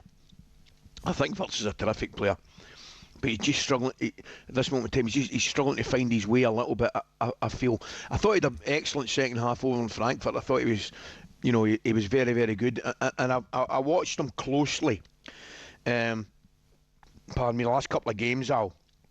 And what he's struggling to find, any space. Because when they start with a 3, Liverpool, you know, whether it's Curtis Jones and Szoboszlai, drop to a kind of 2, and then they'll go a 3 and a 1, and Wirtz hovers about trying to find pockets in front of the opposition back 4 and generally behind their midfield. You know, those wee pockets. Yeah. And he's working his socks. He's working his socks off to try and get on the ball. He really, really is. Even more so, I'm watching, and I watched Salah. Actually, Salah come in. Salah always used to hug that right touchline. Now he scored one of the best goals we've seen in a long, long time at the weekend, but nobody will tell you otherwise that he's having a little bit of a struggle with his form at this moment in time. As I say, I'll say it again, if there's anybody we can cut a bit of slack to, it's Salah. But I'm watching him coming in off that right-hand side. Bradley was going up there. And even he's trying to find space in those wee pockets, along with Wirtz. And at this moment in time, they're not getting on it just as much as they'd want and Liverpool would want. I think he's extremely. I agree with everything that Berbatov said there in terms of the quality of the player, because once he does get on it and he gets it on the half turn, he does see things. He definitely sees things. But at this moment in time, I would take your point. He's just, he hasn't really hit the ground running.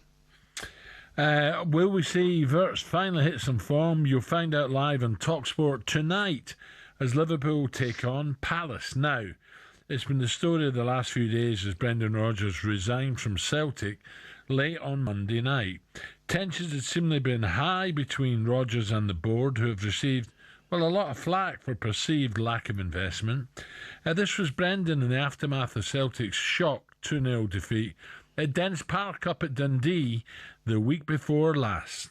Lost a lot of firepower, a lot of goals out in the team, and there's no way you'll go into a race and be given the keys to a Honda Civic, and as you take off, say, I want you to drive it like a Ferrari.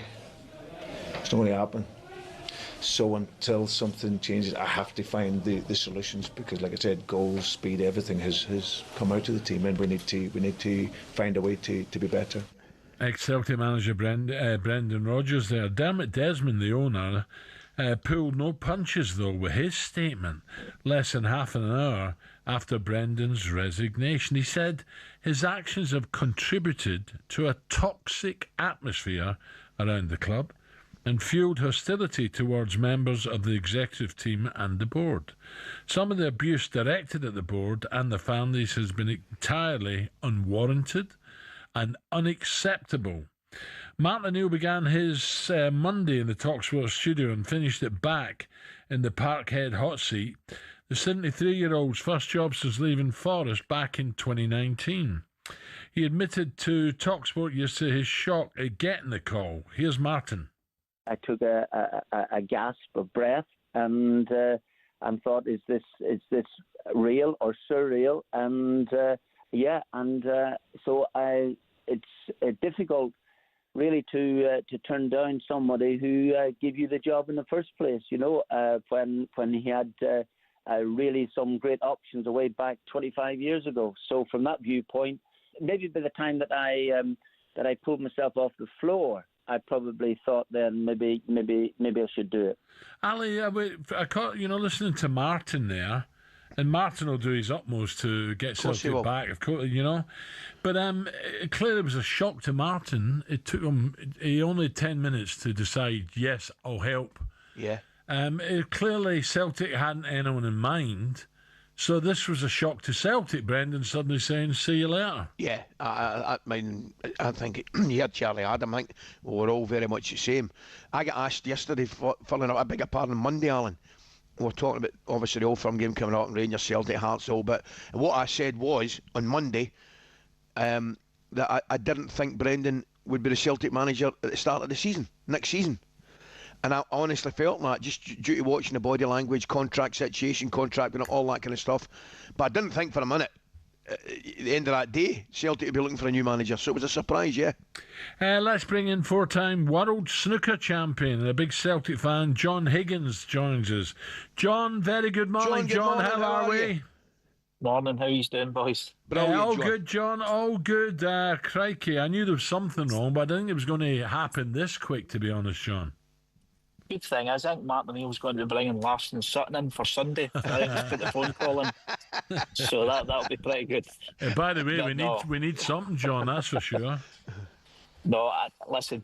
I mean, the fans. I mean, the support of them is split right down the middle. I think half don't like Brendan Rodgers anymore, and half don't like maybe the board. Dermot Desmond has been doing a lot of things, so. I don't know where you go from here. Ali, did this uncomfortable bit, did it all start with no investment for the Champions League campaign? Well, there's an interesting one, and I'd like to ask John, because, I mean, effectively Rangers have spent a right few quid, and it doesn't look at this stage, John, as though it's been spent very wisely. But Celtic, on the other hand, you know, haven't spent from a position of strength. Do you think that's why a lot of the Celtic support understandably are upset? And the second follow-up question would be, mate, do you think Celtic have taken their eye off the ball looking at Rangers and how poor they've been? Absolutely. I think Celtic have always been reactive, never proactive in the transfer window, especially before the Champions League fixtures and what have you. They're always waiting to see the fallout and then they do the business. I don't know how you can actually have 3 left wingers, Maeda, and then you're bringing in Tunecki, and then you're bringing in Valasvisha, and then you've only got young James Forrest, old James Forrest on the right-hand side. They were trying to get rid of Yang down to Birmingham, and then you've lost Ida, and you've lost Ida, and you lost Kuhn, and you lost Kyogo. And then you bring in Iheanacho in after the window closed. That was just a shambles. That was a shambles. But listen, then Brendan's had a lot of money to spend in the year before that. He brought in, I think he spent about 40 million on Trusty. Doesn't get a game. On Ida, he's obviously sold now. And Engels, he doesn't look like a player to me. So, I mean, he said his money to spend. You're dead right. He's struggling at the moment, John. Engels. But, Engels is struggling. I know he's a young boy and hopefully he can come good. You don't know if maybe another manager can get a hold of him and maybe bring him on. But Brendan didn't seem to be getting a tune out of him. So I don't know where we go. Here's one for you, John. I'm looking at it now. I've already said, rightly or wrongly, I think it's as poor Rangers and Celtic teams as I've seen in a long, long time. I don't get any pleasure in saying that, but I genuinely think that. And everybody's pointing to Aberdeen last year, the start they had, and you know, they fell away, and I get that as well. However, the difference I would make, I think Celtic were clearly better last year and would give Aberdeen and it ended up, Celtic kind of ran away with it. Is it going to be any different this year, mate? Because I think Hearts look to me as though they've got something about them, right? And, as I mentioned earlier, it's a really poor Rangers and Celtic. Yeah, absolutely. I thought Hearts looked really strong at the weekend there. Yeah. And for the life of me, I don't know how Celtic or Rangers couldn't have took a punt on Shankland. Shankland does for a free transfer. The way he holds the ball up and brings other people into the game, really, it's baffling. It really is baffling, especially after he'd left Hearts, and then obviously Derek McInnes has signed him up, which is another great signing for him. So, Hearts definitely look stronger, and you're hearing some rumours that they've got a couple of boys coming in January. They're even better than the boys that they've got there. So all the Hearts fans must be delighted the way things are going for them just now. John, who would you like to see come in as permanent Celtic manager? Because Martin won't do it forever, that's for sure.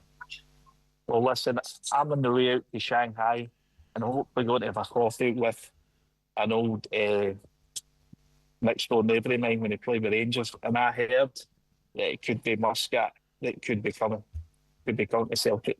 There's one for you. Because I heard they pulled out, obviously, because he was wanting to stay in China. Yeah. And obviously, maybe Martin and Sean are in, and they might be waiting Kevin Muscat. So, who knows? Wow. By the way, I've got to say before you go, he must have booted lumps at you if he's next door to you. He was a gentleman, so we'll see what happens. John, listen, good luck over there. Thank you very much for your time. Thanks, Sean. Cheers. John Higgins there. Interesting what you just said there. We'll come back to that. Right, come up and discuss one of the legendary Tashes in football ahead of Movember, of course. But first, our biggest competition, that's coming up in just a tick. Here we go.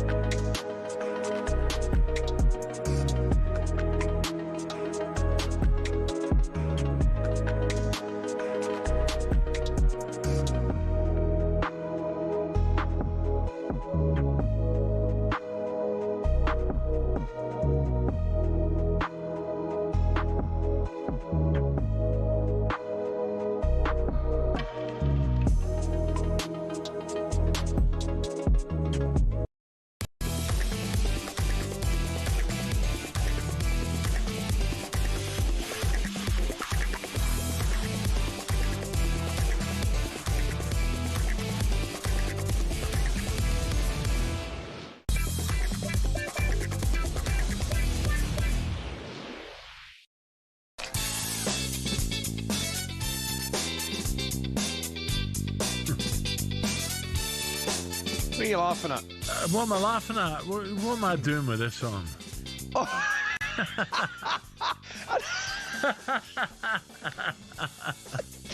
I had my head in a cup of coffee there. No, you head up your... right. Time now for a bit of this. The ultimate 11 on talkSPORT with November. For the stars is calling. Grow and mow, raise funds, save lives. Sign up now at Movember.com.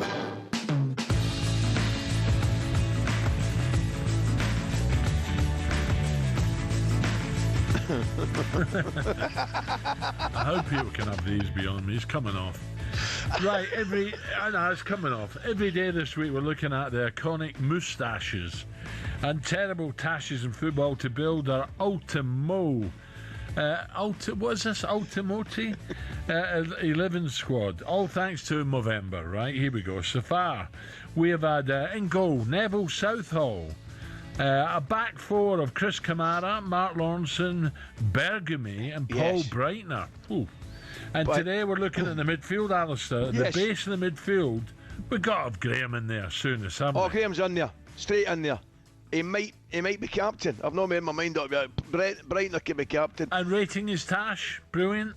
Oh, back in the day, Graham had a pop. I remember big Tom Selleck won that big massive. Yeah, you're right, Magnum. Magnum. He had that big moustache. I mean, I think Graham's up there.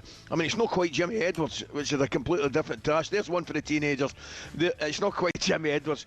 But I mean, it's an 8 out of 10 task for Graham, no? Surely. In the attacking role. Now, we have to go back a few years for this one. But what a player. What a player. Number 10, we have the one and only, the great Brazilian player, Rivellino. Oh, what a player. Roberto was Rivellino. He 10 or not? I might have got that wrong. No, 10. He played that the magical with your left foot. I was 10 Gerson. Oh, there's one for you. Double check that, boys. Rivellino. What was Pele? What number was Pele? Well, I was thinking Pele was 10. So am I. The Jairzinho, Pele, Gerson, Rivellino, and Tosteo, didn't they? I mean, that was some team. But getting back to Rivellino's tash. 11. Rivellino 11. Oh, aye. What a tash, Al. I mean, his tash was that good. And wore 10 after Pele retired, right? Well, there you are. Well done. So here's my pal and our pal, by the way.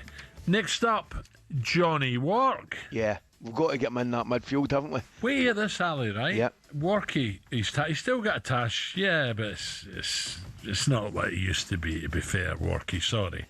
But have a listen to this, right? Ipswich Town, 266. This is a midfield player. I know it is. 266, 94 goals. Wow. Went to Liverpool, 70 games, 28 goals. That's ridiculous. Back to Ipswich, 89, 23 goals. Middlesbrough, 32, 2 goals. He must have been out every night. And Ipswich, 154 games, 18 goals. In total, 165 goals from midfield. What about that? Nah, that's incredible. That's almost comparable with Frank, you know what I mean? And you played with him, you know his value. Yeah. I mean, I'm looking at a picture of him, and it's one of these Tashes that carries on down the face a wee bit, do you know what I mean?